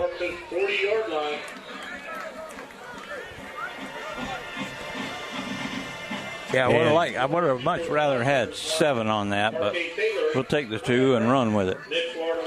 Well, you get the ball back, so. Blake Johnson, the quarterback, brings his offense to the line. Here's the snap. Handoff, and that is going to be Avis Brown. Where's number 4? He's bottled up at the line of scrimmage. No gain. Might have even lost a yard. Yeah, Haines City's front 7 is pretty good defense, Mike. They're playing some pretty good defense, and it's just if we can get some hands on some people, get a little seam, then we're able to get positive yards. Yeah, definitely. They're definitely not matching up the size-wise, that's for sure. So, I mean, Bartow may be slacking just a little bit on that line. 2nd and 11 here for the Yellow Jackets. Johnson calls for the ball. He wants to throw. He does. Slant across the middle. Oh. Golly, that's and the third T.J. Haskins wanted to run before he caught the ball. Yeah, he incomplete. He saw that one in his chest, and then he tried to go with that one before it was ever locked away. 3rd and long, Jackets. 3rd down and 11 now here for the Yellow Jackets. Stops the clock with 5:29 to play in the first half. We're at Bartow Memorial Stadium, where tonight they did a big hometown heroes salute. A lot of first responders, some veterans, some active duty personnel here tonight. Here's the snap. Johnson wants to throw on 3rd down, and he is going to be swatted and brought down at the 20. Johnson couldn't get away that time. Yeah, they had an all-out blitz coming, and that was just doomed from the beginning. That's going to send Brock out in punt formation for the Yellow Jackets. Yeah, Bartow's taking a lot of chances on 4th downs, but with 4th and what do we got here, about 30 yards? Yeah. I don't see him taking that chance. I pretty much think they'll kick this ball. I think Eden called a timeout. It's for the water break. Oh, water break. I'm sorry. Since 1966, the Bartow Church Service Center has been empowering people and inspiring change. You can support their mission to help Bartow families get out of crisis by shopping at their thrift store at 495 East Summerlin in downtown Bartow. Help us be epic, empowering people and inspiring change.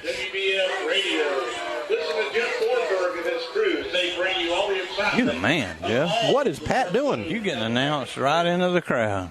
Fort Meade 7, Mulberry nothing. Lake Wales 14, Sebring nothing. Lakeland 16, Winter Haven nothing. I thought that Lake Wales Sebring game might be a little tighter than normal for Lake Wales, because Sebring's a pretty good football team. Always are. Yeah, Sebring has a good program down there. They've got a middle school program down there before they even get to the JV program. Wow. Sebastian Brock in punt formation. Here's the snap. It's a good one. Kick is up and away. Low line drive kick. And it's going to go out of bounds. Takes a favorable roll for Haines City. Go out of bounds near the 45-yard line. So Haines City will take over in Bartow territory. I tell you what. One thing that I have to say is I am really proud of what Eden has done with his special teams. I mean, we have been barking about the snapper, long snapper, and we haven't had a bad snap in 2 weeks, 3 weeks, even in the rain. Even in the rain. It's been good. Freeman Barnes, assistant treasurer. Lance Lawson, BHS. You got to take that stuff personally. Yeah. First and 10 for the Hornets in the Yellow Jacket territory at the 45. Here's the snapping again, a blitz, and Todd Murray again. Murray's got like 800 sacks and 132 more tackles. Yeah, he's on fire tonight. I wonder how many yards he does got in sacks right now. Murray again, he'll lose about 8 on that one. And Bruce, you called it. Murray's just sitting at the line of scrimmage. He's just going. Yeah. He has no responsibility in pass coverage. He's just taking off, and the quarterback and ball carrier. Yep. The only way they're going to stop him is to put a tight end on that side, and then he'll flip over to the other side, and they're going to have to bring a running back up. They got to do something to shade him. So now Murray will come out here on one of the wide receivers. In the shotgun, here's the snap. Handoff up the middle goes the running back. He's got some daylight this time. His best run of the night. Good. And he is, clotheslined at the 40-yard line. Oh, his feet. I mean, you guys had a better view of that one, but all I saw was his body was like parallel to the ground. I think that was number 22, Caleb Bell. Or his upper part of his body stopped, but his legs didn't. Yeah. Hey, Mr. Lynn Johnson. How are you, brother? Good to see you. Lynn, this is my brother, Andy. Andy Edmond. Yeah. Third down here for the Hornets. Let me put Lynn on. You stay on. Here's the handoff around the corner. Out of bounds. It's going to be short. Yeah, borrow Andy's headset there for just a second. Have a seat. All right. Thank you. That's the voice of legendary quarterback Lynn Johnson. Lynn, how you doing? I'm good, guys. How are y'all? Well, terrific. Glad to see you. What do you think being back here at Bartow High School? Oh, it's awesome. It's definitely a different perspective for sure. It's the first time I've been here without playing on a Friday night, so it's exciting. I've been around for the past 2 spring games ever since I left high school, and I just love what Coach Eden has going on with this program. It's definitely trending in the right direction, and it's only the beginning. That's very exciting for the program. Bartow deserves to be on top, and I think they're headed that way. He's really gotten them to buy in on everything. Absolutely. And that just a few mistakes here and there, we would have this game even further wide open. A drop, really 2 drop passes, one sure touchdown earlier in the game. But talk a little bit about you. You're back home. Are you still in the police academy? Yes, sir. I graduate next month, and be on the road shortly after that. Where are you going to go? Are you I'm with the sheriff's office. Huh? I'm with the sheriff's office. Oh, that's great. You're going to be working for Grady. Yes, sir. I finally got to meet the man, the myth, the legend last week, so it was exciting. Yeah, Andy had a lot of run-ins with Grady, my brother Andy, but hopefully they were good. We won't discuss that. You don't. Andy's a retired probation officer. There we go. Really? Well, congratulations. You have to talk to me about some stories and teach me your ways. It was 4th down, and the Jackets were called for an offside, so that's an automatic first down. They're moving the ball. And we got another penalty, Another one just came in here, too. Yep. Lynn, you look like you could put on a helmet and pads right now and go out and play, buddy. You look so good. Thank you. I appreciate it. What are you doing to keep you, other than the academy? The academy and stuff. You just still involved with football at all? Absolutely. I haven't been too much, on the football side yet. I've told my trainer who's trained me throughout high school, I'm sure you guys have seen him on social media, Balin Trujillo. Oh, yeah. I'll be back with him, hopefully when I'm on the road and I have a little bit more of a consistent schedule. I do go to the gym all the time, and then, we do work out in the academy. So just trying to stay in shape. Hopefully I can get out there and put the pads on, but it doesn't look too good, but yeah, just staying in shape, that's really big for me. Yeah, your mom's a rock star in the gym. You've been hanging out with her, and that's gotten you in shape. Yeah, I know. She's my motivator. I can't let my mom be stronger than me. Yeah, that's just a little embarrassing. When she starts doing fireman's carries and back throwing you and stuff like that, then you got to get in shape. No, she's awesome. She's really worked hard the past 2 years and lost a lot of weight, and now is just toning up. I'm very proud of her. But Yeah, she keeps me motivated, and I keep her motivated, so it's a good deal. And we were talking about the little guy who's quarterbacking for Haines City, and we talked about a little guy who was a freshman. And then he grew into one of the best quarterbacks Bartow ever had. And I'm not saying that because you're sitting here. You're certainly one of the best that we ever had. You went off, played some college football, and I know that was a lot of fun, just that atmosphere. But now you're graduating back home. And I know the COVID season. Yeah. I blame you because we lost because you got COVID. Yeah. That's all your fault. But we love you, man, and we had 4 years with you, just of thrilling football. Well, thank you guys so much. That means a lot. And yeah, that COVID year still lives in my head sometimes. But I get the memories. Actually, I just got the memory on 9/11 when we beat Lake Region on this field to start that 8-0 season. So it's definitely bittersweet when you think about it, but it was fun. I have a lot of good memories that'll last me a lifetime with the best group of guys, and man, we were really good that year. So yeah, and you got a lot of not a whole lot of people get their name on the radio on Friday night. You know what I'm saying? Yeah. So what Jeff Thornburg, the Thornburg family, what they do for the city of Bartow, it's incredible. And you guys become superstars and folk heroes, and you can always go back and listen to your game anytime you want. So it's great what WBF does. No, definitely. They do a great job, and actually I'm very thankful for that game that I actually got quarantined in the playoffs. I couldn't be here physically. I got told if I was on campus I was going to get in trouble with the school, and so I just sat right over there in that parking lot, tried to see out the car, but I had it on the phone, and then I was listening to you guys on the radio, so that was awesome. Haines City's they're facing a 2nd down and 3 here. They're inside the Bartow red zone, right about the 12-yard line, as they're trying to put some points on the board here. 2:43 left in the first half. Bartow in front, 22-0. We're talking with former Jacket quarterback Lynn Johnson. And Lynn, real quickly, what do you think about Murray, number 3? He's coming off the corner. He's on that weak side linebacker spot, and he's just blitzing every time and getting in the backfield every time, and they're not making any adjustments. What do you think about that? He's an absolute stud. I don't know what they're doing, not making adjustments. I mean, I think he's the best player on the team. I don't like to, really hand out MVPs, but I think he is our MVP right now.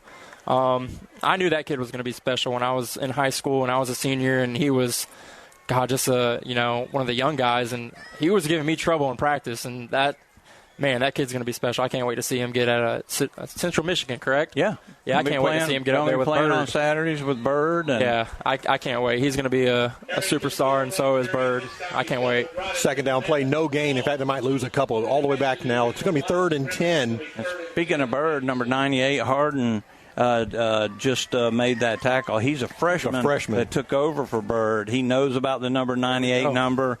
And the legacy and the tradition of it, and he's ready to accept it. He's ready to work hard to live up to that number 98. Absolutely. Was he the one that scored on the scoop? Yeah. There you go. Yeah. He's representing the number very well. Bird will be proud.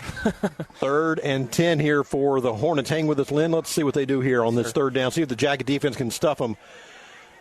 3rd and 10 in the shotgun. Here's the snap. They're going to hand it off, turn the corner, and Stanley's there. Murray's there to bring him down. No, maybe 3 or 4 on the play, but that's it. It'll be 4th down. Yeah, they stopped him in his tracks, and that allowed the rest of the defense to come over and gobble him up. And don't know if they have They got to go for it, I would think. 90 seconds left here in the first half. Bartow in front, 22-0. They're going to kick it. They're going to have a kicker. Come on. About the 19-yard line, Mike? Yes, sir. About 19. So a 29-yard field goal attempt. Andy's on fake alert over there. If it's going to be England, the kicker. Here's the snap. They put it down. They block it. And a flag. No, you can't. You don't throw a flag if you block the kick. They're going to call running into the kicker. It's still 4th down, but you can't call a flag if you block the kick. You are allowed to run into the kicker. Did they change it to a personal foul? They did change it to a personal foul. Oh, my goodness. See, Lynn's eyes are a lot better than ours are. I know, but it just drives me nuts. So this official, he doesn't have a clue about what's going on. And, of course, I would never say anything bad about any official on the radio. No, the White Hat, they would hear it from me a few times when the ball went to go our way. So it's definitely weird seeing them from a distance. Yeah. But that guy's like what, 120 years old, you think? Yeah. First and goal for the Hornets. And, Mike, they're going to put that ball about the 5-yard line. First and goal. Here's the snap, direct snap. A little wildcat up the middle they go. They're in, guys. That's a touchdown. Fiedler, Dante Fiedler with a touchdown for Haines City, and they are on the board. Well, Lynn, we really appreciate you coming up here, man. Absolutely. And anytime you want to come up, you are more than welcome. Don't make Mike. Anytime you're here, come on up, and I'll give you my headphones next week, and you and Jeff and Andy can go at it. Yeah, we noticed when you were walking around the crowd. Oh, yeah. A lot of familiar faces. Well, absolutely. That's what happens when you're a star. When you're a celebrity like that. Yeah, it's good to see everyone. Definitely a lot of familiar faces, a lot of new faces. Obviously the parents of the newer guys on the team, but man, it's just. You really can't describe the feeling that I felt walking through those gates. And it was definitely a different feeling, but it's a great feeling being back in Bartow. Well, now that you're back for good, and when you're not on shift, come on up. And, absolutely. And please come up and just join us anytime you want. Absolutely. Well, I appreciate you guys having me up here, and hopefully I'll be on the sidelines coaching. Offside. That's great as well. You got some that's a little hint. Hopefully next fall I'll be down there, so we'll see. Join Eden's staff? Yes, sir. Hopefully. I don't see anything wrong with that. Yeah, he didn't let you know anything about that. It's a secret. Don't tell him I told you guys. He's a secret weapon, so anybody listening, don't mention it right now. The Yellow Jackets were flagged with offsides on the extra point attempt. We've had the most flags on extra point attempts tonight. So Haines City again. What's that, Bruce? The old swinging gate? Yeah. I can tell in Lynn's voice that he would love to be on this offense right now with Eden out there as a player. I think I can. Is that safe to say? Absolutely. I think we ran a little bit of too much I formation when I was here. I'd like to throw it probably 20 more times. They're going to try to go for 2 up the middle, and they're in. So they get 8 points total. 2-point conversion is good. 22-8 now is your score. 52 seconds left in the first half. Haines City with their first points of tonight. Lynn, we were checking the scoreboard a while ago. Lakeland's up 16-0 over Winter Haven. Oh, man. Lakeland looks good again. They look good. They're very big up front and very versatile on the edge. And, they know how to reload every year. It's just impressive. I don't know how they do it. But have you had a chance to visit any other schools around the area? No, sir, not yet. I know the first Friday I had available, I was coming back to Bartow. So, well, Mulberry, Mulberry's leading Fort Meade now 8-7. Mulberry, Andy, don't you have a? What's up with you and Mulberry?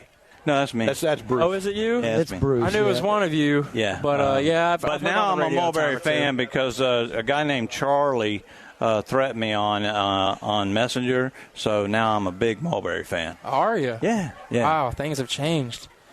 Yeah. Wow. Yeah, that goes to show I used to listen to our games. I wanted to get your guys' perspective on it. Dude. Lake. There it is, Coach Peavy. Yes. There you go. His name got brought up every game. Lake Wales leads Sebring 14-0. George Jenkins over DeSoto County 27-0. Here's the kickoff down to the 15-yard line. That's Murray. He's sprinting across the field. Murray's got some green grass in front of him. He turns the corner. Murray one man to beat. And Murray's going to take it all the way for a touchdown. There it is. No flag. There it is. There he is. And Mr. Excitement. 85-yard touchdown run from Murray. Get a flag for excessive celebration. We'll take it. We'll take it when you score. We'll take that one. Absolutely. All day long. Flag on the field. And another penalty. Oh, no, they're going to get the code. Yeah, it's just the one in the end zone.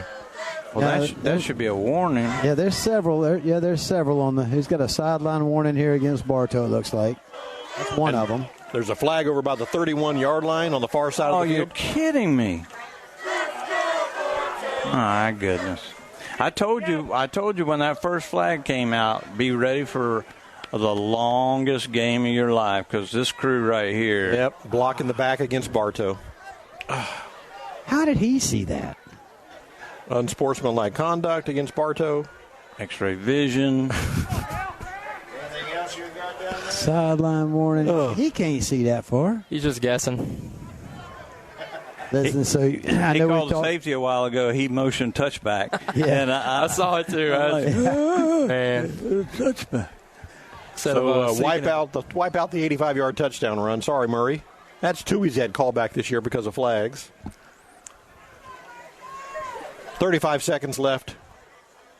Bruce, what do you do here? Oh, I don't think you do anything silly. You got to lead. They got a little bit of momentum, so don't give them any more momentum going in.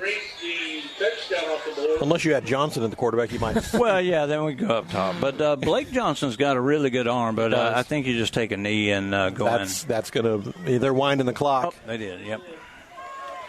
So they do not have to snap it again. That's going to be the half. Bartow 22 and Haines City 8. Well, Lynn, thank you, my friend. Absolutely. And as we've said, you always got a microphone here if you want to jump on the radio. We'd love to hear about you, and we appreciate you stopping by. Sir, absolutely. Thank you guys for having me. Thank you, bud. It is halftime. Bartow 22 and Haines City 8. Welcome back to Bartow Memorial Stadium. 80 degrees here on a Friday night. We're ready to get this third quarter underway. Bartow in front 22-8. Haines City scored to close out the first half, and Haines City will get the ball to start the third quarter. And, Bruce, we talked about it a little bit during halftime. Don't want to give Haines City any more momentum. They got the momentum at the end of the half with a couple of crazy penalties. Here's the kickoff by Brock, and it's going to sail down, and nobody picks it up. And it's still on the ground at the 1 yard line, finally picked up now. The ball carrier trying to get away, and he's going to be swarmed under. He didn't make it to the 5 yard line. Oh, boy. Well, see, Brock and Haines City kind of got into a little tussle. Well, see, in the old days, they used to send a gunner to go after the kicker, and then they outlawed that. But it looks like he was just running down the field, and this Haines City guy decided to hit him, and then they scuffled, and he probably is going to get called for the penalty. But I'm glad he's feisty like that. He wasn't putting up with nothing. Just because I'm a kicker. Mm-hmm. So the ball was brought down at the 5 yard line, so we'll see what the penalties are. He's a big guy. I mean, Eden's a pretty big guy, right? Yeah. And he's just as big as Eden. Taller than me. Okay. I'll go with that. That just barely, though. That doesn't narrow it down a whole lot. Thank you, Anthony. I can always count on Andy, right, Mike? So they're calling offsetting penalties, it looks like, against Bartow, and they're going to make them re-kick. What? That was a dead ball foul. So now they're marching. I guess they're not going to make them. What are they doing? They're going to put the ball at the 20 yard line. They're giving them 15 yards. They're giving them 15 yards. Oh, my goodness. So they're going to call it against the Yellow Jackets. So instead of at the 5, they get 1st and 10 at the 20. Yeah, kind of a cluster there, guys. Kind of? Yeah. Haines City to the line of scrimmage. 1st and 10 at the 20. Haines City quarterback, where's number 13? He's a freshman. Nemo Sahib, and he's going to hand off, and boy, is he met at the line of scrimmage and tossed backwards. That's number 98. Carmelo Harden with the big tackle. 2nd and 10 for the Hornets. Harden will never erase Bird, but he's certainly getting his own name. Yeah, he is. Taken down immediately by Harden. No gain. 2nd and long. 2nd and 10 here for the Hornets at their own 20-yard line. We are just underway here in the third quarter. Bartow in front, 22-8. In the shotgun, here's the snap. Handoff again. They try to bust it to the outside. They do get a little running room over there, but not much. Maybe a yard. Yeah, he maybe got just past the marker there. I think that was Hampton over there on the other side. Comes up and makes that tackle, but Murray's gimping a little bit. Going to give him about 2, make it 3rd and 8 for the Hornets. Rebels are Rambert on the ball carrier on that play. So 3rd and 8 for Haines City at their own 22. Murray now on the near side. Standing up at the line of scrimmage. He'll lay back for now. And quarterback scrambling and scrambling and scrambling. He's going to be wrapped up and thrown down. Yeah. He can get back to the original line of scrimmage. 4th down. A lot of big bodies on him. That's a good defensive stand after that bad call on the kickoff. Yeah. 4th and 9 for the Hornets, and Murray will drop back to receive the kick. Hey, it's Neil Duncan, everybody. 4th and 9. Neil Here's Duncan? the snap. The Good to kick see is away. Low line drive kick. Hampton at the 45-yard line. Breaks one tackle, turns, and he runs backwards. Don't want to do that. Hampton tried to turn something around. We talk about that a lot where you try to get those extra yards, but sometimes it's just good just to fall forward and get a couple of yards. Neil, you want to get on here? You need to get on? 1st and 10 for the Yellow Jackets at their own 48-yard line. Hey, great job tonight, by the way. We will start on our 9:44 left here in the third quarter. Bartow in front, 22-8. Blake Johnson, the quarterback. He's in the shotgun. 2 receivers to the left. Here's the snap. And handoff up the middle. And there goes Brown trying to get some yardage. It's clogged up in the middle. It'll be 2nd down. He'll lose one. Make it 2nd and 11. The handoff taken down by Hurst in the backfield for a loss. 2nd long, Jackson. I'm thinking they should go up top on 1st down, but I'm sure they'll go up top here. But just seems like those DBs are just not as athletic as they look. Butler and Hastings on the far side. Here's the snap, and again, they're going to hand it off to Brown. He tries to stiff arm and bounce to the outside, and Haines City's not having any of it. He's thrown for a loss in the backfield. Lose about 5 or 6 on that play. Make it 3rd and 16. Haines City appears to have made some good adjustments at halftime, reading the Bartow offense. 3rd down for the Yellow Jackets at their own 44-yard line. Johnson again will be in the shotgun.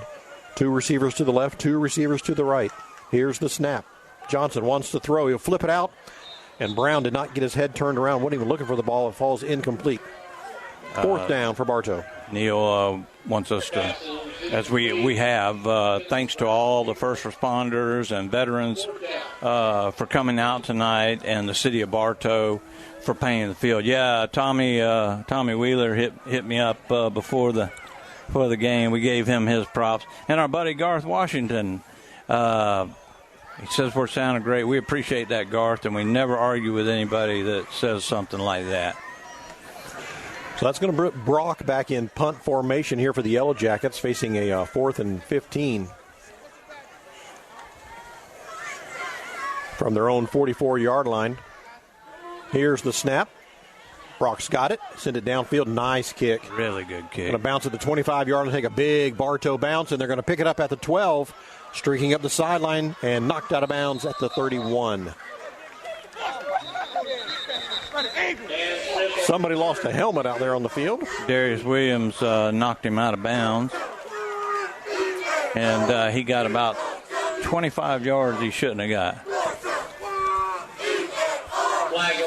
Flag on the play. Referees are meeting. What do we do this time? The Mulberry Panthers 8 and the Fort Meade Miners 7. Fort Meade having their homecoming tonight. Lakeland over Winter Haven 37-0. Lake Wales leads Sebring 14-0. Auburndale over Kathleen 27-6. Dunellen leading Lake Gibson 20-0. George Jenkins over DeSoto County 34-7. Personal foul, Bartow. And a final, Bruce. Oh my gosh. Tenor Rock 36, Lake Placid 32. What? Oh my. That's a final. What are these guys doing? What is called personal foul? Mike, do you know what's going on? I have no clue because they're moving the down markers. They've done all kind of stuff. I don't know what they've got going on down here. The down markers. I mean, he went out of bounds back here at about the 30-yard line, somewhere around the 30. And now they got the ball spotted down inside the 30. And they're on offense? The chains are going the wrong. They both deep. I don't think anybody knows what's going on here. Yeah, it's Bartow still is on the offense. They called something against on the punt. They need to re-kick it. This is absolutely ridiculous. It's a Chinese fire drill out now here. they've moved the down markers and everything else, so it's kind of like... You need to fire them referees. Sebastian Brock is back out on the field ready to kick with the punt. The referees are now talking, this is... That's going to bring the Bartow punt team back onto the field for a re-kick. If we sound confused, we apologize. We are lost with what's going on the field right now as far as the down marker and penalties. And, we get a lot of bad referees and stuff, but we knew when we saw this white hat that we mentioned it before the game even started, that it was going to get ugly. And these guys have no idea what they're doing. And the FHSAA needs to be called on these guys because they're just absolutely horrible. She said yes the other day. So give Andrew Goodman and Destiny Kluba a big round of applause. All right, so I think they've got it worked out. Bartow, it's fourth down. But the down markers are in the wrong place. Yeah, now they're moving the yardsticks. Where are they moving? They don't even know where they belong. I guarantee you they don't even know where they belong. I mean, the Haines City coaches are out on the field. The whole thing is just... It's embarrassment.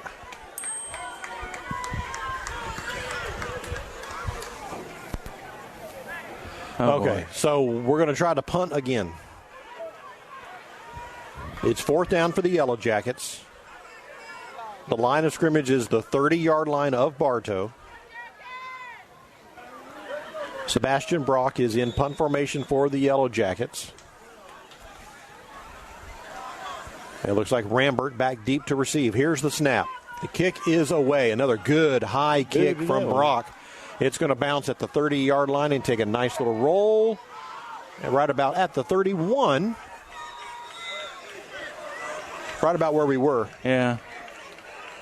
Yeah, exactly. I still didn't see an official call from the referee what the penalty was. Well, and these guys are so old that their flags are real dingy, so they almost look greenish.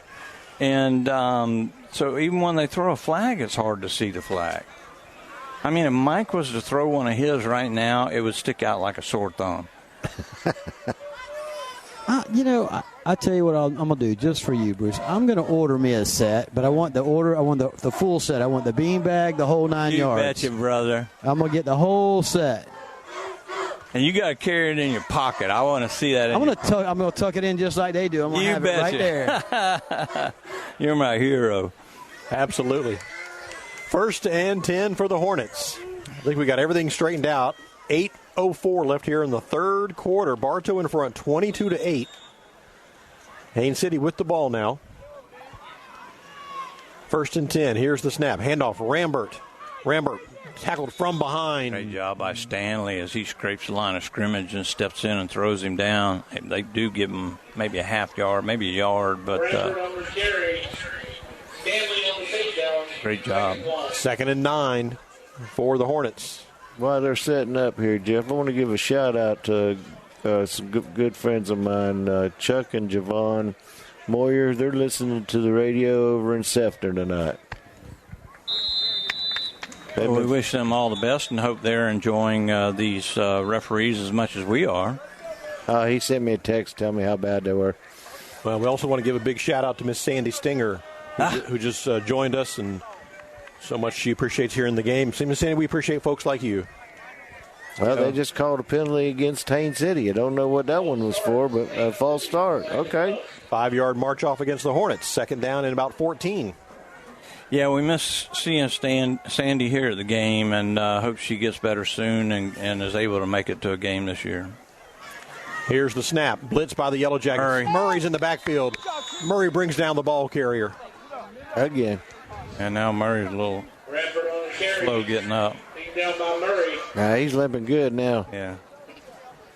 Shaking it off. All I saw was a blur of a 3 jersey go in the backfield. Went right around that right edge. How much fun is Murray having tonight? Oh, it's got to be the most fun in the world. You're going unblocked every time into a play. Yeah. Lynn's back down on the sideline now.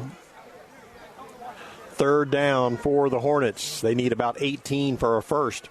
Passing situation, but I would bring Murray right now. Oh, he's going.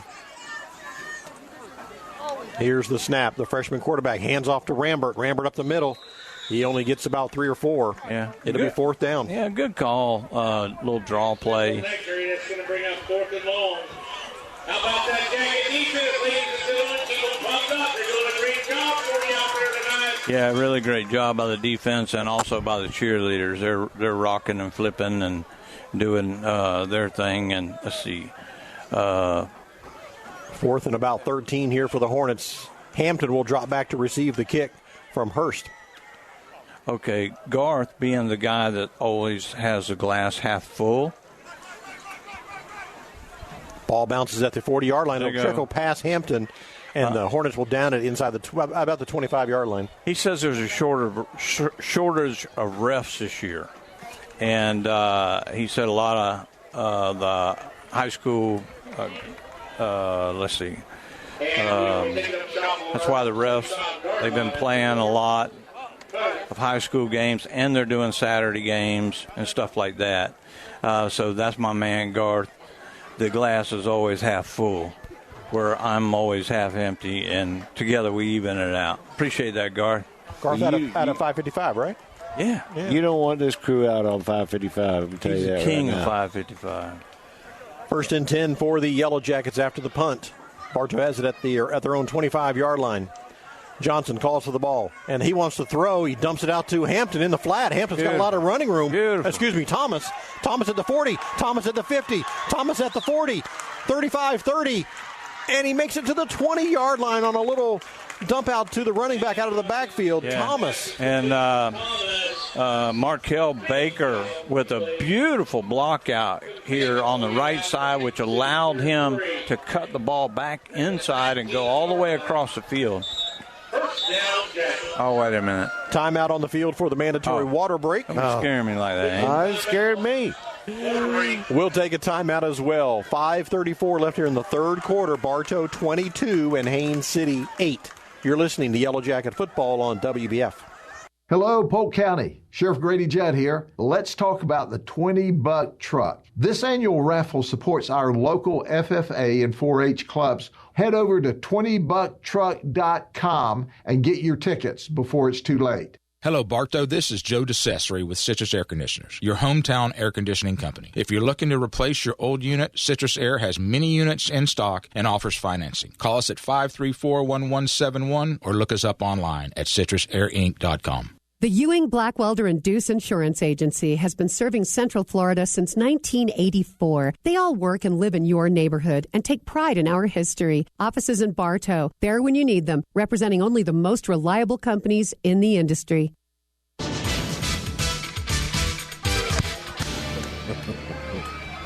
Welcome back to Bartow Memorial Stadium. 1st and 10 for the Yellow Jackets. They're at the Haines City 19-yard line.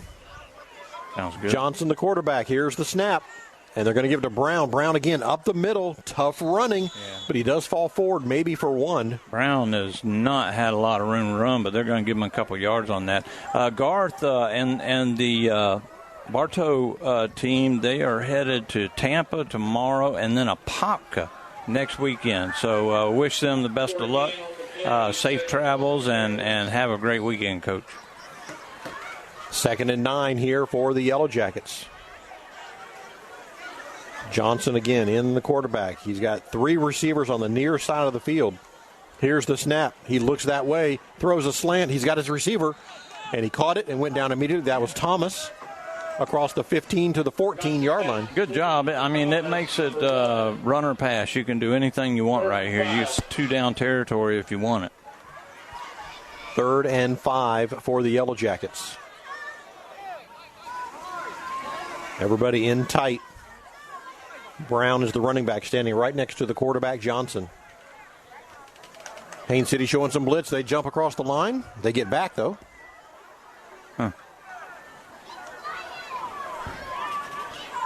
Clock runs at 4 minutes left here in the third quarter.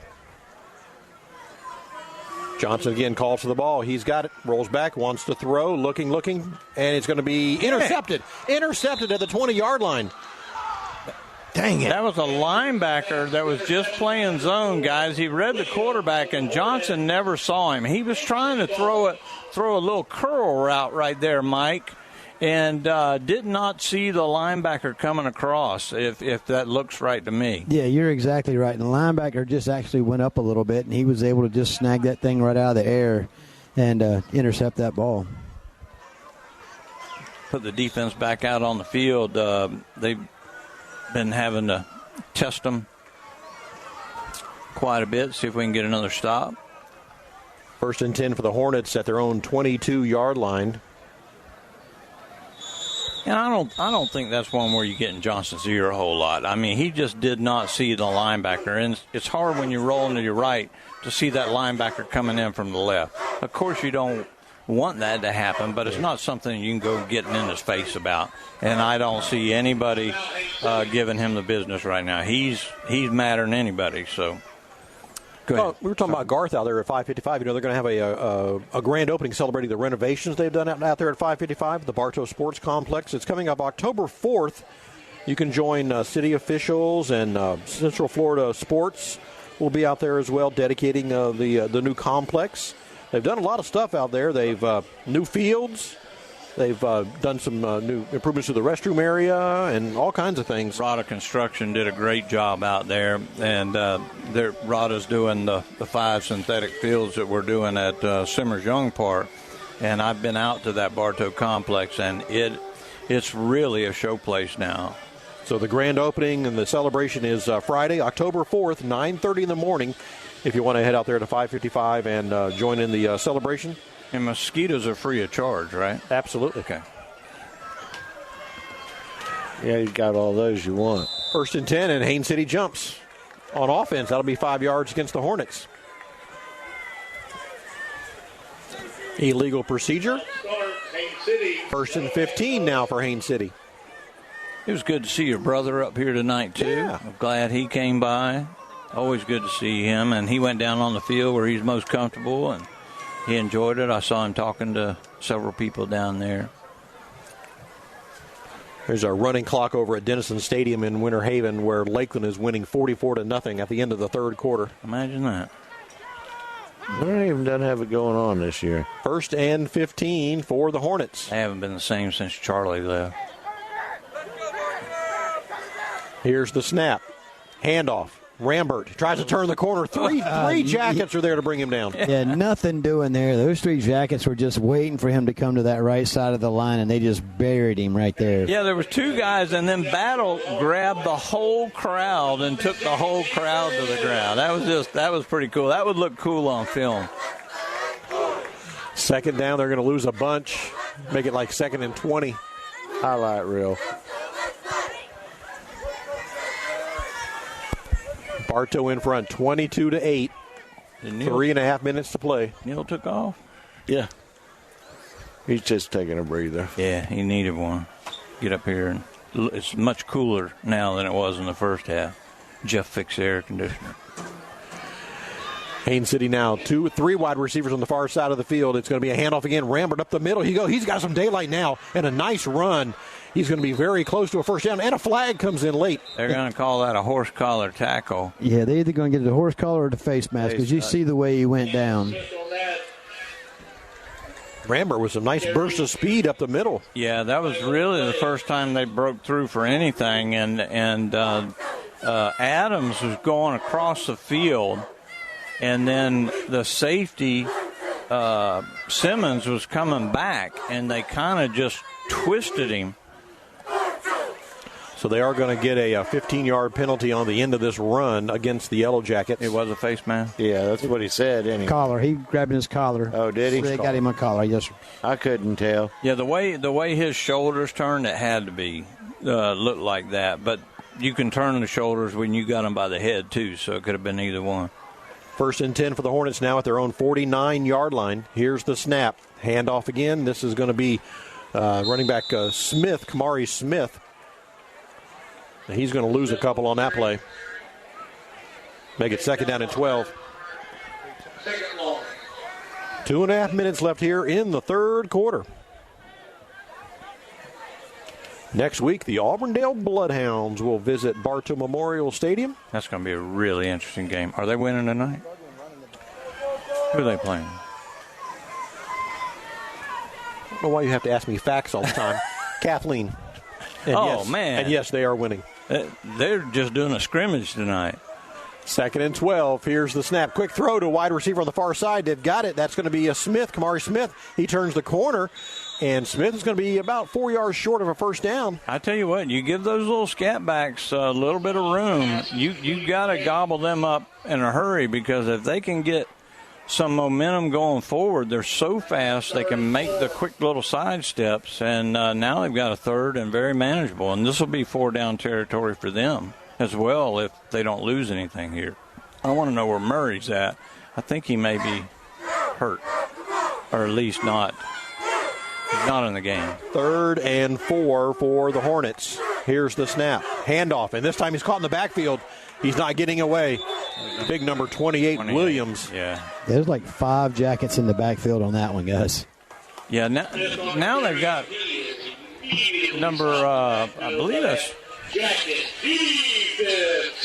I'm trying to look who the kind of the jacket back is, and that's number 25 is he's what I'd call a little jacket back.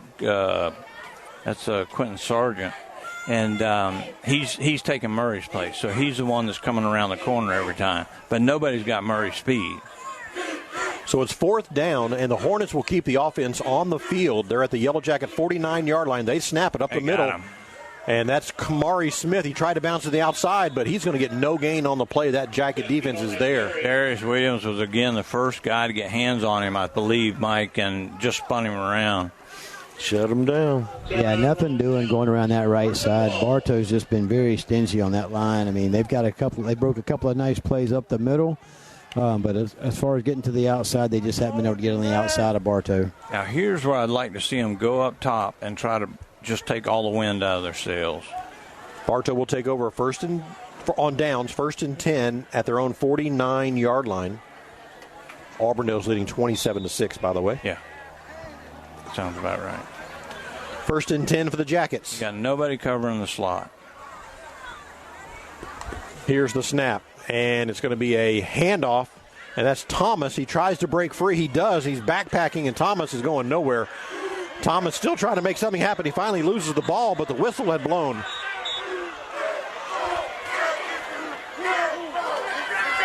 Thomas went all the way from near midfield, lost about 20 yards. Officially, they're going to put it down around the 23. And, guys, you're never going to hear me get on somebody for effort. And he was given 1,000% effort. But, we've talked about that till we're blue in the face. Sometimes it's just best to go down. And that'll be the final play of the third quarter. With your score, Bartow 22 and Haines City 8. You're listening to Yellow Jacket Football on WBF. Getting tired of your furniture and decor? I'm Mindy Moo with the Vintage Warehouse in Bartow. If you're not sure what your style is, we've got you covered. We offer interior decorating and consulting services. Decorating is our passion. Vintage Warehouse in Bartow, located in the Publix Plaza. 35 amazing years. Hey, that's us here at Spath Jewelers. We offer services such as beautiful custom work that's sure to wow, repairs, complimentary cleaning, appraisals, watch repairs, financing. What more do you need? We're here Monday through Friday, 10 to 7, and Saturdays from 10 to 5. At Budget You Pull into Bartow, they'll buy your old vehicle and even arrange to pick it up. We buy junk cars here. We can also arrange for towing from you. We use Gator Towing for our towing service, so you know you get insured a professional towing vehicle. And they cover Polk County. Budget Auto Parts at Bartow.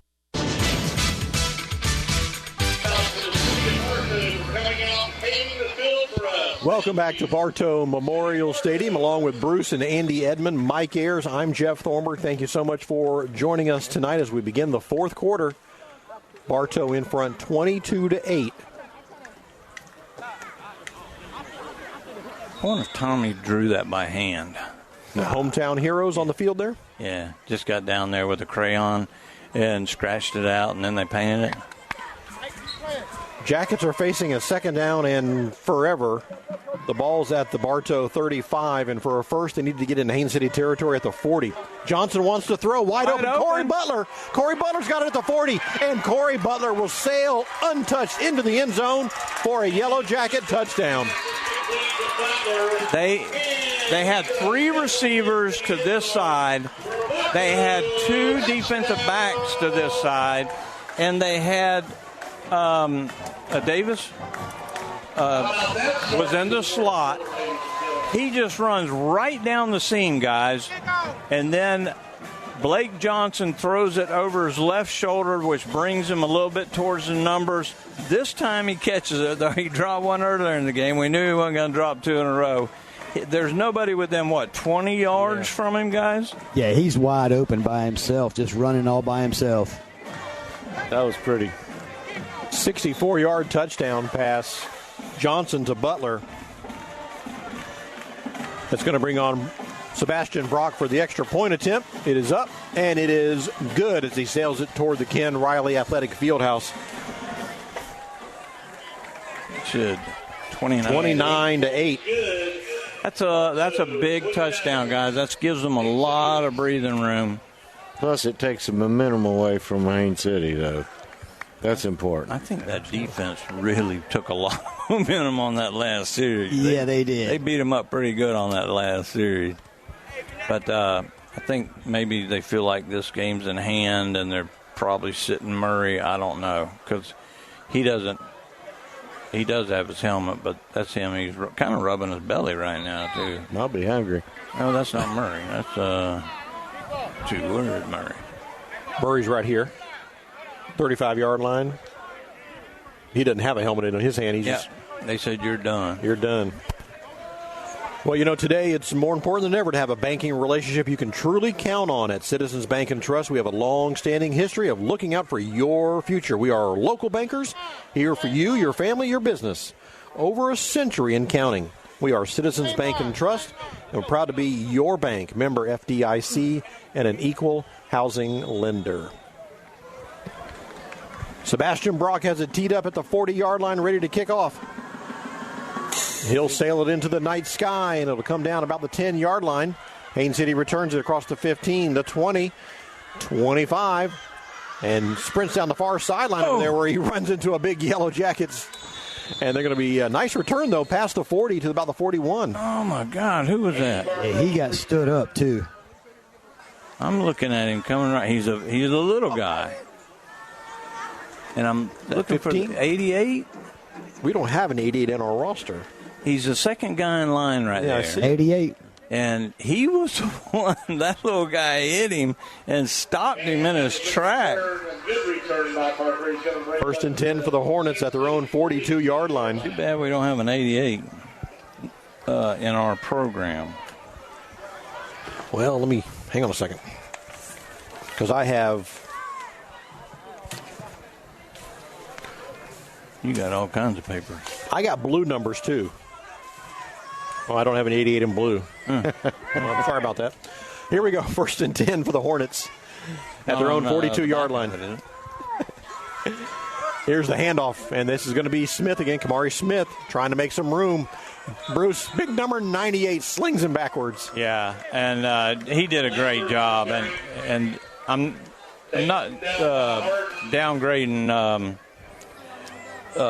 Sargent at all. He's going to get better as he gets more playing time and stuff. But he let the fullback come and get a body on him, and where Murray was not getting any bodies on him. So let's see if he doesn't dial it up a little bit more here.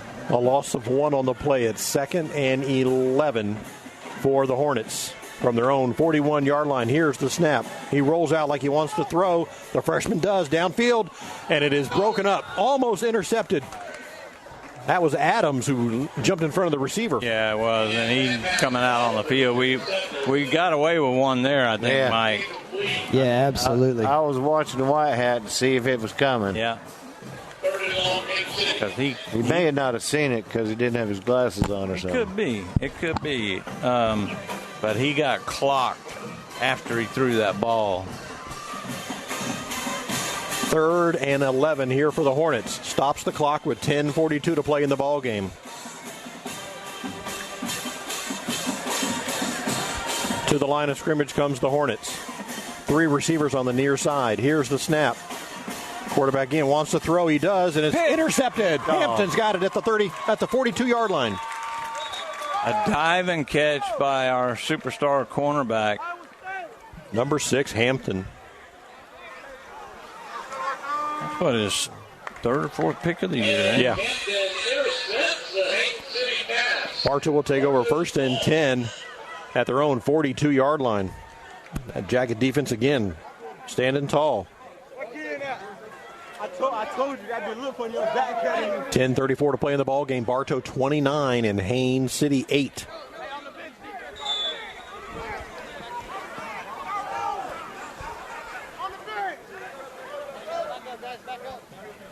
Johnson brings his offense to the line of scrimmage. 2 wide receivers to the near side. Here's the snap. And up the middle, they give it to Avis Brown Jr. And Brown has had some tough runs up the middle, and this one's going to maybe get back to the line of scrimmage, and that's about it. Yeah, Haines City's playing a cover 4, which is quarters. You've got 4 defensive backs across the field. And what it's doing is it's leaving Butler. I mean, the defensive back is 12 yards off of him, and he's literally can run right by the safety. 2nd down and 9 for the Yellow Jackets.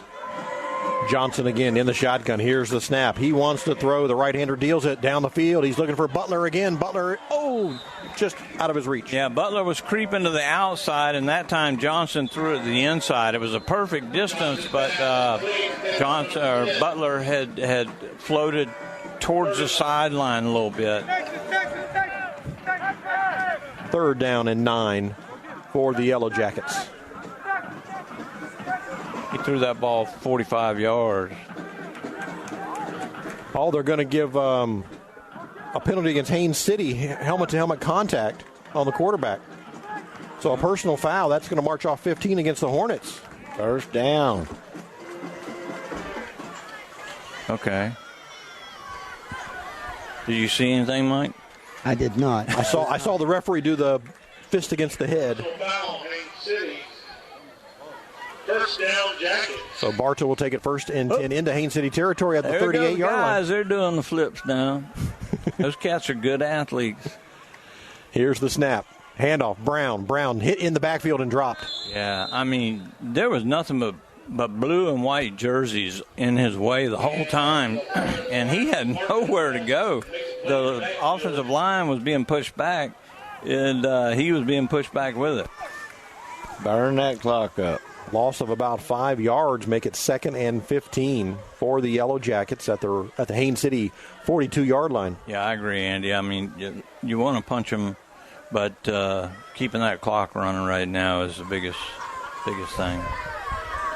3 wide receivers on the far side of the field. Here's the snap. Johnson breaks 1 tackle. Johnson will tuck and run. He's at the 40, 35, 30, 25, 20. Johnson brought down from behind at the 15-yard line. Jackets 1st down.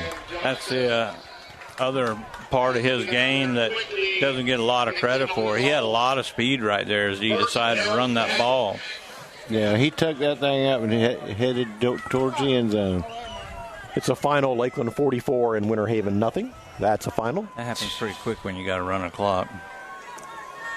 1st and 10 for the Yellow Jackets at the Haines City 13-yard line. Johnson again in the shotgun. Everybody in tight. Here's the snap. Looking to throw Johnson. Now up the middle he goes. A little quarterback draw. Johnson dives to the 5-yard line. I think he wants a touchdown. Yeah, and it was good. It was good coverage. He had Brown open in the flat. I mean, he could have easily thrown it over there, but he turned it back upfield. He saw enough opening to be able to get almost a 1st down. 2nd and about 3 here for the Yellow Jackets. The ball just shy of the 5-yard line. Here's the snap. Brown puts his head down, shoulders square with the end zone. He dives forward. They're going to stop him at about the 1-yard line, guys. First down for sure, though, right? Yes, first down, but about the 1-yard line. I'd go quick. First and goal for the Yellow Jackets. Maybe they backed it up to about the 2 here. Johnson hands it to Brown. Brown makes one man miss. Brown trying to struggle forward. It's not going to make it. Stood up at the line of scrimmage. It'll be 2nd and goal. I would pull that ball and just run it right around the edge on this play.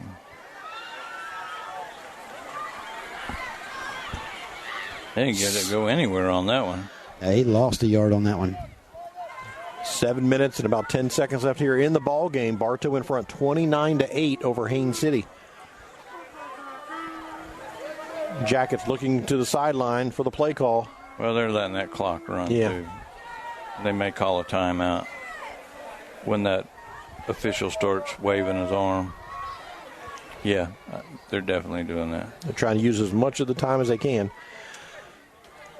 Hope you can join us tomorrow afternoon. NASCAR Xfinity Series racing from Watkins Glen, 2:30 tomorrow afternoon. And then on Sunday, it's the Cup Series from Watkins Glen, 2 o'clock for that. The second race of the first round of the playoffs.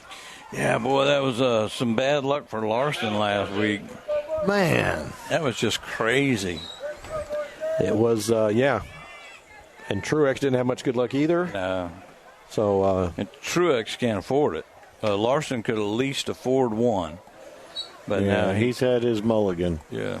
So at the road course at Watkins Glen for the Cup Series, and kind of got to look to Chase Elliott, right, a little bit. He's had some good success up there. You got Elliott, you got Reddick. Truex is always good on a road course. Larson is good on a road course. So Junior on his radio show or TV show, he picked Blaney to win again.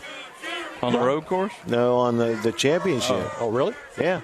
It wouldn't shock me. I mean, they're in a good place right now, mentally. But well, Atlanta race last week, where they had all the trouble with Blaney. That was another good race on that track. Yeah, that was crazy. That whole race was crazy, and the Busch race or Xfinity race the day before was crazy. So just going 195 miles an hour on a mile and a half. So tune us in tomorrow afternoon, 2:30 for the Xfinity, and 2 o'clock on Sunday for the Cup Series from Watkins Glen. If they've got an option play, this is a perfect time. 2nd and goal here for the Yellow Jackets. Here's the snap, and whistles will stop this play. Offsides against Haines City is the call. That's the distance to the goal. Well, I'd rather the touchdown, but we'll take the 2 yards. Guys, real quick, 4:48 left in the fourth at the Fort Meade Mulberry game, and I guess Fort Meade fumbled and Mulberry just scored. Oh my God! It was tied 14-14, right? Now it's 21-14, probably. I'm not doing backflips like Jeff was a little bit ago. I'm trying to be a good sport about this. So that would be 21-14. 2nd and goal for the Yellow Jackets. Here's the snap. And a quick toss, and it's going to be caught by Corey Butler for a touchdown. They faked the inside handoff to Brown and tossed it to Butler in a little slant for a Yellow Jacket touchdown. Yeah, really good job as they ran 2 running backs into the line, which pulled the linebackers up. And when you pull the linebackers up, you just throw right over their head and it's a touchdown. Touchdown number 2 tonight for Butler. Well, you get a 2-yarder and a 64-yarder, so. Yeah. And they dropped a 50-something yarder. Yeah. He's still got 150 yards, I would think, passing. Sebastian Brock on to attempt the extra point. Flags again on the extra point. Looks like Haines City jumped off sides. Decline it and get off that boy. The kick was good, but we'll see here.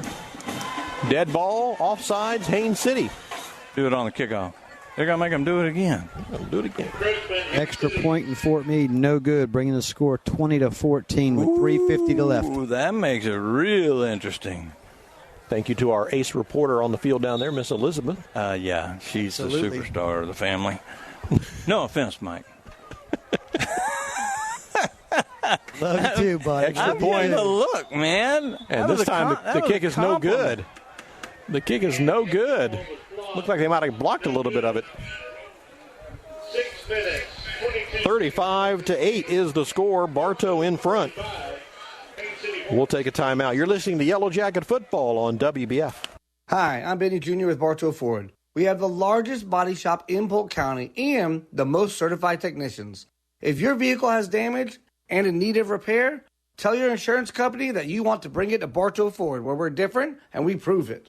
The Whidden McLean Funeral Home of Bartow and the McLean Funeral Home of Fort Meade hold high the responsibility placed on them, offering you the personal attention and distinctive service you deserve. Whidden and McLean, synonymous with service. Your Bartow Beef O'Brady's in the Bartow Center South is your headquarters for good food and good sports. With something for everyone on the menu, your Bartow Beefs is perfect for the family, an office lunch, or to feed the team after a big win. Beefs, where game time meets family time.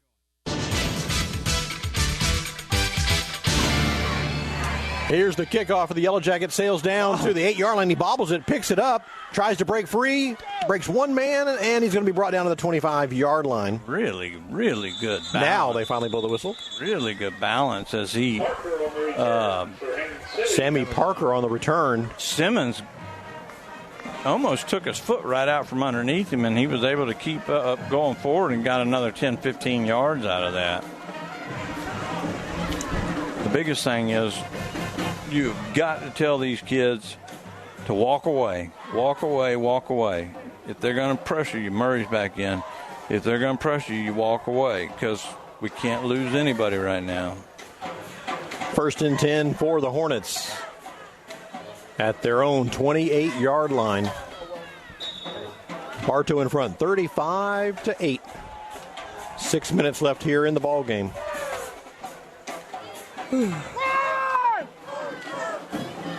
And Bartow jump. Some kind of movement. Looked like Bartow. Yeah, nope. that'd be Mr. Murray. They're going to call a procedure call against Haines City.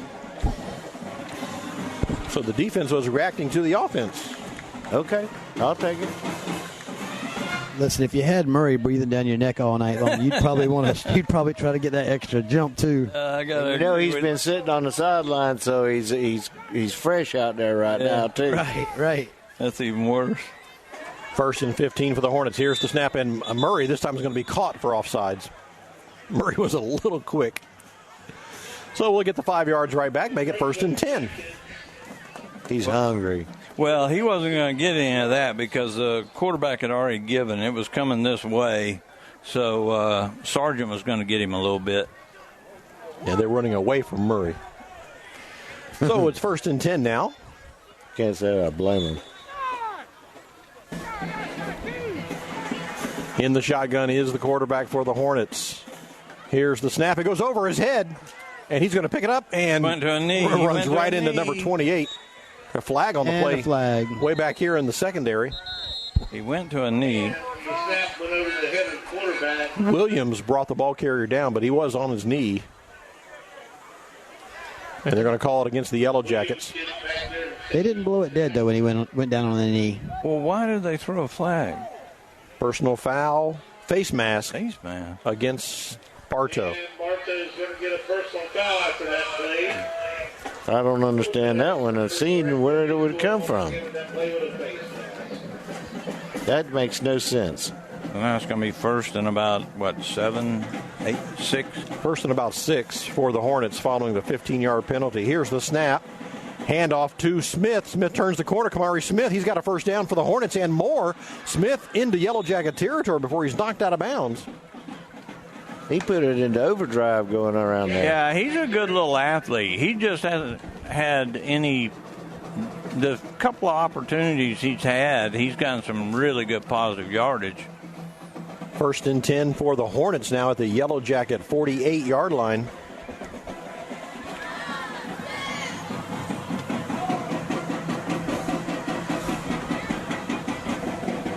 Go, Bartow. 1st and 10 for the Hornets at the Yellow Jacket 48-yard line. Murray again blitzing on the far side. He's chasing him down. Nope, it's going to be a big number. Gosh, he wrapped him up. That's Williams again, 28. Williams has done a really good job tonight. This whole defense has done a good job tonight.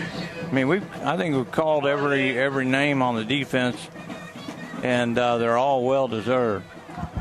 He just wrapped him up and bulldogged him.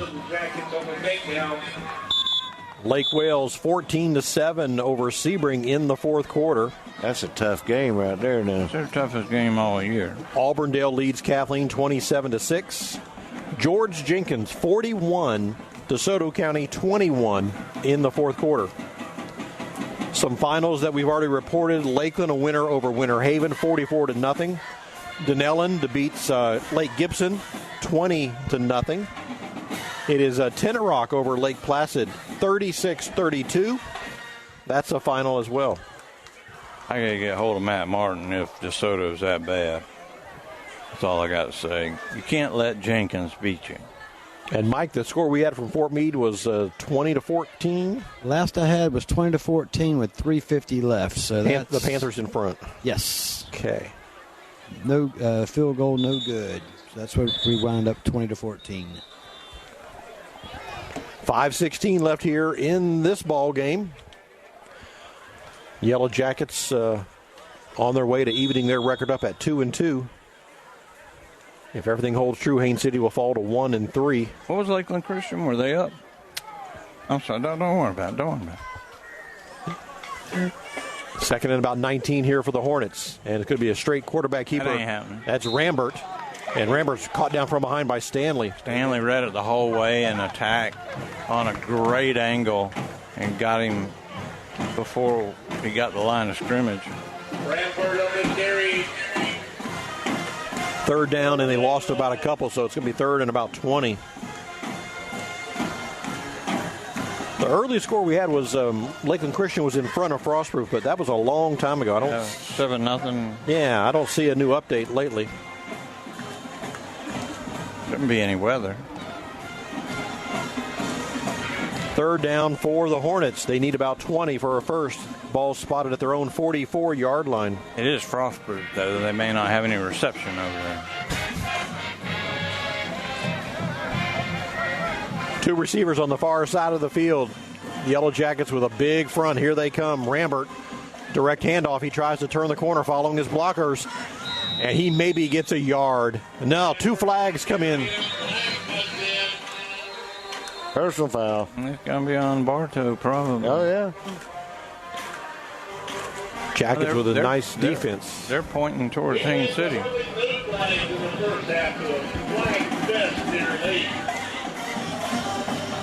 Let's see what the referees are getting together and talking about it.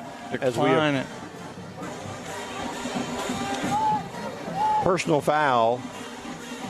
Illegal hands to the face against Haines City. That will be declined, and it'll force Haines City to punt. Personal foul, Haines City.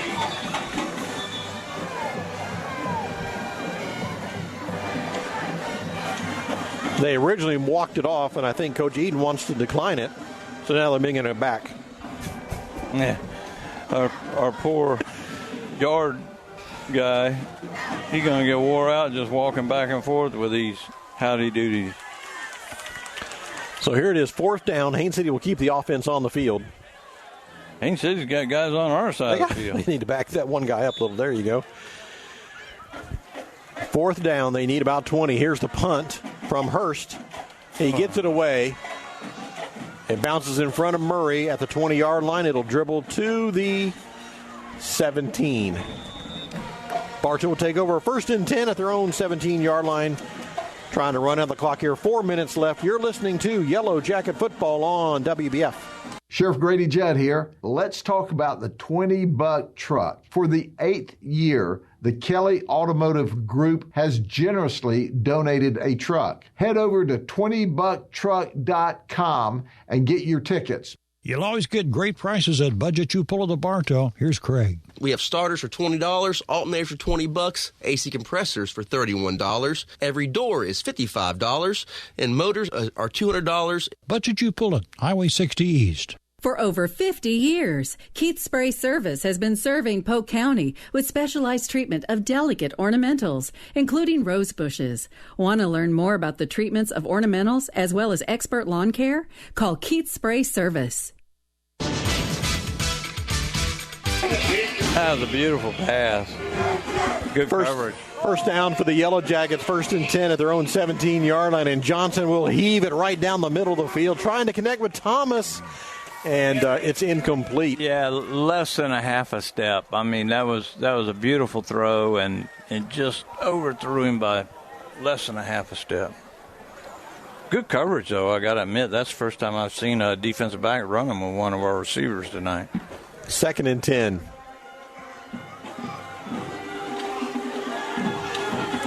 Johnson, and they're going to let the play go. It looked like everybody was offside. Johnson throws down the field. Butler's there, and he throws it into the Haines City bench. Yeah, I don't think Johnson was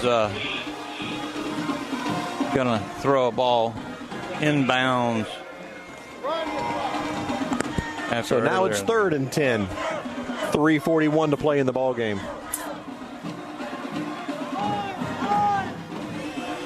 Next week, the Auburndale Bloodhounds will visit Bartow Memorial Stadium.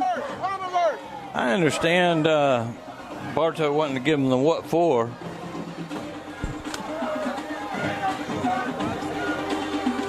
It was not a very good game last year in Haines City. Dust Bowl. It was nasty. 3rd down. Here's the snap. And Johnson again will fake it. He'll get it out to Thomas, and it's incomplete. Can't burn up the clock like that. They'll punt it here. It's now a final Auburndale 42, Kathleen 6. Not what I expected. Final in Fort Meade. Mulberry 20, Fort Meade 14. Ka-ching. Mulberry goes to 3-0. And you know, if my buddy Charlie and I hadn't gotten together at the beginning of the year, that's the best story of the year, right, Mike? Yeah. Absolutely. Bruce and Charlie. All right, so a 4th down situation here for the Yellow Jackets. They're going to have to punt the ball with 3:35 left in the ball game. Coach Beebe going to be your new best friend, too. Yeah. Here's the snap. It's a good one. The kick, another good kick. It'll bounce right at midfield, take a big Bartow bounce across the 40, and knock down to the 29-yard line. That should make Mulberry 4-0, shouldn't it? Yes. They didn't play last week. Oh, you're right. They didn't play last week. Oh, gotcha. They had a whole week. They had 2 weeks to prepare for Fort Meade. They spoiled the homecoming. Sorry about that for the Miners. Oh, they won't. They're kids. One good thing about kids is by the time they get dressed, they'll be out talking to the girls and the parents and all that stuff. It'll all be good. Speaking of homecoming, we had a little homecoming festivity down here with the cheerleading squad this morning, or this afternoon. A cheerleader had a sign made up to ask a girl to homecoming, and they all gathered around, and she said yes. Oh, that's great. 1st and 10 for the Hornets.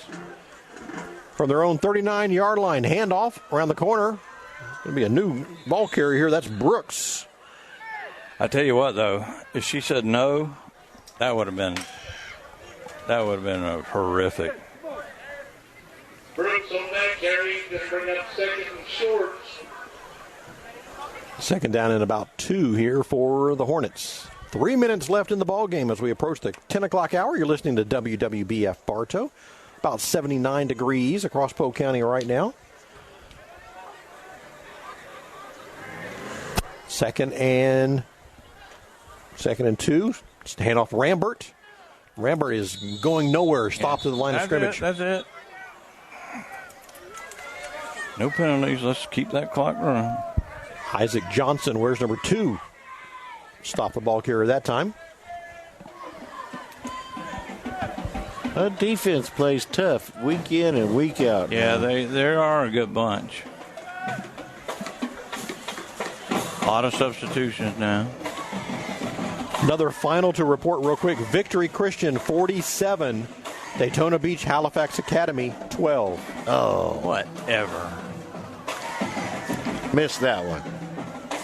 Third down for the Hornets. The ball's on the ground. Rambert dropped it. He dives on it way back at the 38-yard line. And a missed pass to the quarterback. He paid for that, too. And we got an injury. He got kneed in the back pretty good. It could have, yeah. I think you're right, Andy. Not purposely. No. He was just going over him. Next week, these Haines City Hornets will be back on Haines City High School to take on Ponciana. Haines City plays Ponciana next week. Oh. While Bartow will be entertaining the Auburndale Bloodhounds. Yes.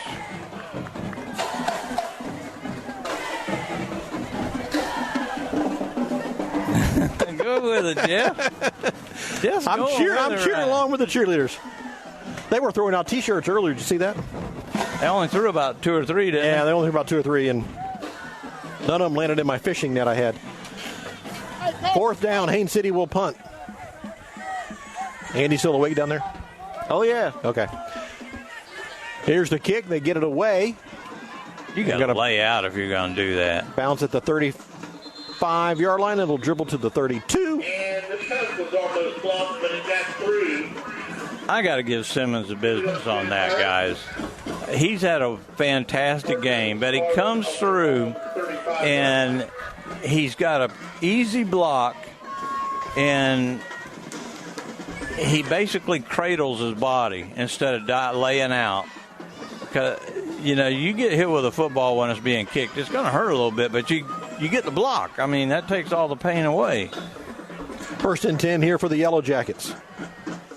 Dollar hot dogs are going through the stands now. Oh, okay. Here's the snap, and Balcher's on the ball. They fumble it, picked up by a Yellow Jacket. Bros is in as the quarterback. All right, Bros. Trying to get the sophomore some snaps here.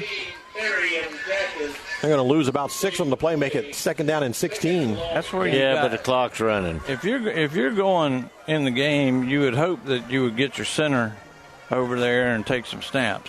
He needs to take them gloves off. He didn't.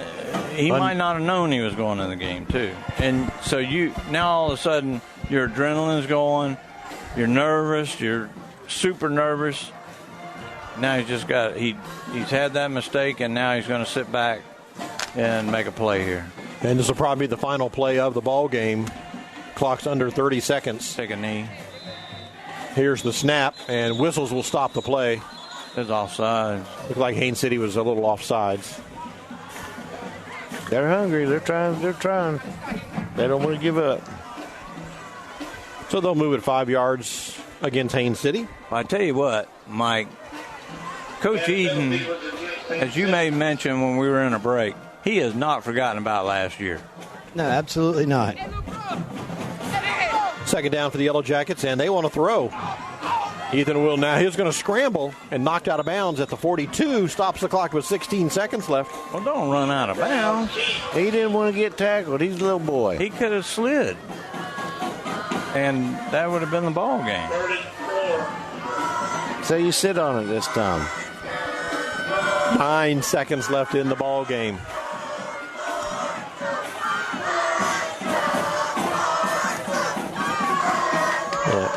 They're already lining up. And that's it. That's all they do. Snap it, and that's the ball game. 35-8. Bartow wins 35-8 over the Haines City Hornets. Teams will gather at midfield for the handshake. We'll be back to wrap up our broadcast. You're listening to Yellow Jacket Football on WBF. Hello, Bartow. This is Joe DeCesare with Citrus Air Conditioners, your hometown air conditioning company. If you're looking to replace your old unit, Citrus Air has many units in stock and offers financing. Call us at 534-1171 or look us up online at citrusairinc.com.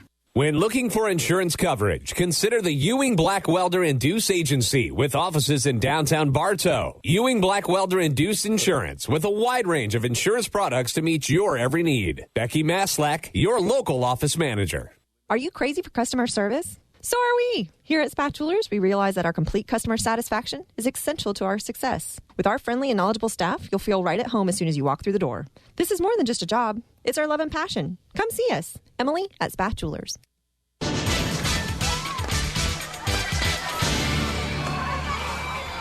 Welcome back to Bartow Memorial Stadium, where tonight the Yellow Jackets have improved their record to 2 wins and 2 losses with a 35-8 victory over the Haines City Hornets.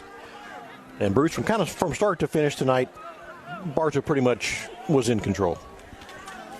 Yeah, it was from start to finish. They controlled both sides of the line of scrimmage.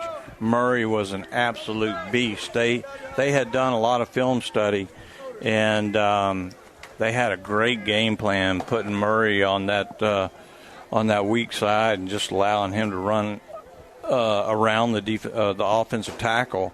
And he just wreaked havoc in the backfield in the first half, and totally was a superstar on defense for that aspect. Even though we called out 15, 16 names tonight on defense, and then turn around and Lynn Johnson made a couple of mental mistakes, but he threw some great balls. And Lynn did? Lynn did. Blake Johnson, Lynn's son. Yeah. But just all in all, a total team effort tonight. A lot of names got called, and a lot of kids got to play. And we're very excited for this football team now. And I know Coach Eden is glad to get another win under his belt. The football players and the cheerleaders are all singing the alma mater as the band plays. Next week, we'll be right back here at Bartow Memorial Stadium when the Auburndale Bloodhounds will visit the Yellow Jackets. Haines City will be home as well. They're going to be taking on Ponciana next Friday night for the Hornets. Not much on the running game tonight, but they did a lot through the air, like you said, with Blake, and got some of their explosive players out into the flat, into the open space, and made a lot happen. And that includes dropping a couple of key balls as well tonight. 35-8 is your final score. Coach Eden getting his troops together. See if he can grab a word real quick here with Mike. He is it's hard to catch that cat. It sure is. Mike grabbed him on the way by. Congratulations, Coach. 35 points on the board tonight. We see a big difference from what we saw last week. Even though the weather was terrible, we've seen a lot of things change this week. A lot of new things. Yeah, well, again, like I said last week, it's the process, okay? And you got to let the process build. Okay? Our process is improving. The way we practice is improving. The discipline is improving. The way we do now, again, a lot of penalties tonight, but I'm going to be honest with you, there was a lot of plays that I thought shouldn't have been penalized, and they were, okay? But again, at the end of the day, it is what it is, okay? But the things we can control that we didn't do well, we are going to clean them up. We are going to fix them. But as you see, the process works. It's all about what our process is, and how we can keep perfecting it. And that's exactly, you touch on that. We had Lynn Johnson in the booth earlier with us tonight, and he talked about it. He said, that it's a process. So the team being so young, he said, I would love to be able to come back and play ball under Coach Eden. Well, that's very nice of Lynn to say that. I have great respect for him. Obviously, he was a hell of a quarterback here, and he's a tremendous man. And so, it means a lot to hear him say that. And, man, he was a pretty good one. So, I'm sure we would have been to have a lot of success in Coach Ty's offense and what we like to do. But,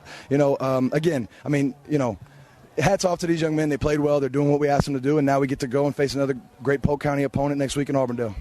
Absolutely. Coach, I'll let you get down, celebrate with that team. Good luck. We'll see you next week. Thank you.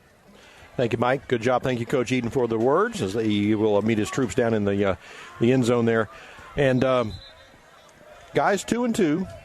Who knows what would happen in the last 7 minutes at Bishop Moore last week? We'll never know, but 2-2, and Auburndale in town next week. So each week we can see what Coach is talking about. Yeah, they're getting better and better and better. The defense is really sound. We're not big. We're not going to overpower anybody, so we got to outspeed them. We got to outquick them. Had a great game plan tonight. Defensively was one of the best game plans I've seen in a while. They knew Haines City wasn't able to throw the ball. They weren't going to throw the ball. And they just lined up on the run. They sent Murray, and it was just Bartow all night long. So I'm very, very, very happy for all these kids and Coach Eden and the coaching staff. Before we leave a couple of finals, we want to pass along. Mulberry improves to 3-0. They defeated Fort Meade tonight, 20-14. Auburndale on the way to a win tonight. Lakeland gets a big win over Winter Haven, 44-0. Denellen beats the Lake Gibson Braves, who Bartow will see a little later on in the season. George Jenkins a winner tonight over DeSoto County. Tenorock a winner over Lake Placid as well. We're trying to get a score, and Lake Wales leading Sebring 14-7. That game is deep in the fourth quarter. We're trying to find something on the Frostproof Lakeland Christian here before we wrap things up, but I don't see anything coming across on Max Preps just as yet. Well, another final victory, Christian, a winner over that Halifax team from Daytona Beach. All right. And that's about all I have for you as far as scores. So we'll have to check tomorrow for that. But Bartow winner tonight, 35-8 over the Haines City Hornets. I also want to give a big shout out real quick to Coach Eden's wife. She's in charge of the pregame meal. She goes down, she gets it, she brings it back, and she sets up in the cafeteria for everything. So yeoman's work for her, and hats off to her, what she does to support this program behind the scenes. So I want to say hi to her and thank you for everything that she does. And it was good having your wife, Kimmy, up here with us tonight. It was good to see her tonight as well. So great night all the way around, and we'll get ready to line them up next week. Next week we will. Well, for Andy and for Bruce, for Mike, for Kim, for Jeff, and for Dad back at the studio, I want to say thank you for joining us on the broadcast tonight. Final score, Bartow 35 and Haines City 8. Good night, everybody. Tonight's broadcast of Bartow Yellow Jacket football on WBF was brought to you by Kelly Buick GMC of Bartow. With high-quality vehicles and services, we look forward to living up to our reputation. Evolve Professional Landscape Management, offering full residential and commercial landscaping services. By Spath Jewelers of Bartow and Valrico, providing all your jewelry needs with sparkling customer service. Budget You Pull It of Bartow, the parts you need when you need them. By Ewing Blackwelder and Deuce Insurance, helping you protect what matters most. SR Wright and Company in Winter Haven, your certified public accountants. By Keith's Spray Service of Bartow, taking care of your lawn and garden for over 50 years. Citrus Air Conditioners of Bartow. Such great care, it must be Citrus Air. By Whidden McLean Funeral Home. Our family serving yours with integrity and compassion since 1925. Beef O'Brady's Sports Pub in the Bartow Center South. Good food, good sports. By the Vintage Warehouse of Bartow, your furniture and decoration heaven, located at the Public Shopping Center. Carla Meeks, real estate on your side from start to finish with experienced realtor services. And by Bartow Full Jacket Football is a special presentation. Bartow Yellow Jacket Football is a special presentation of WBF Sports.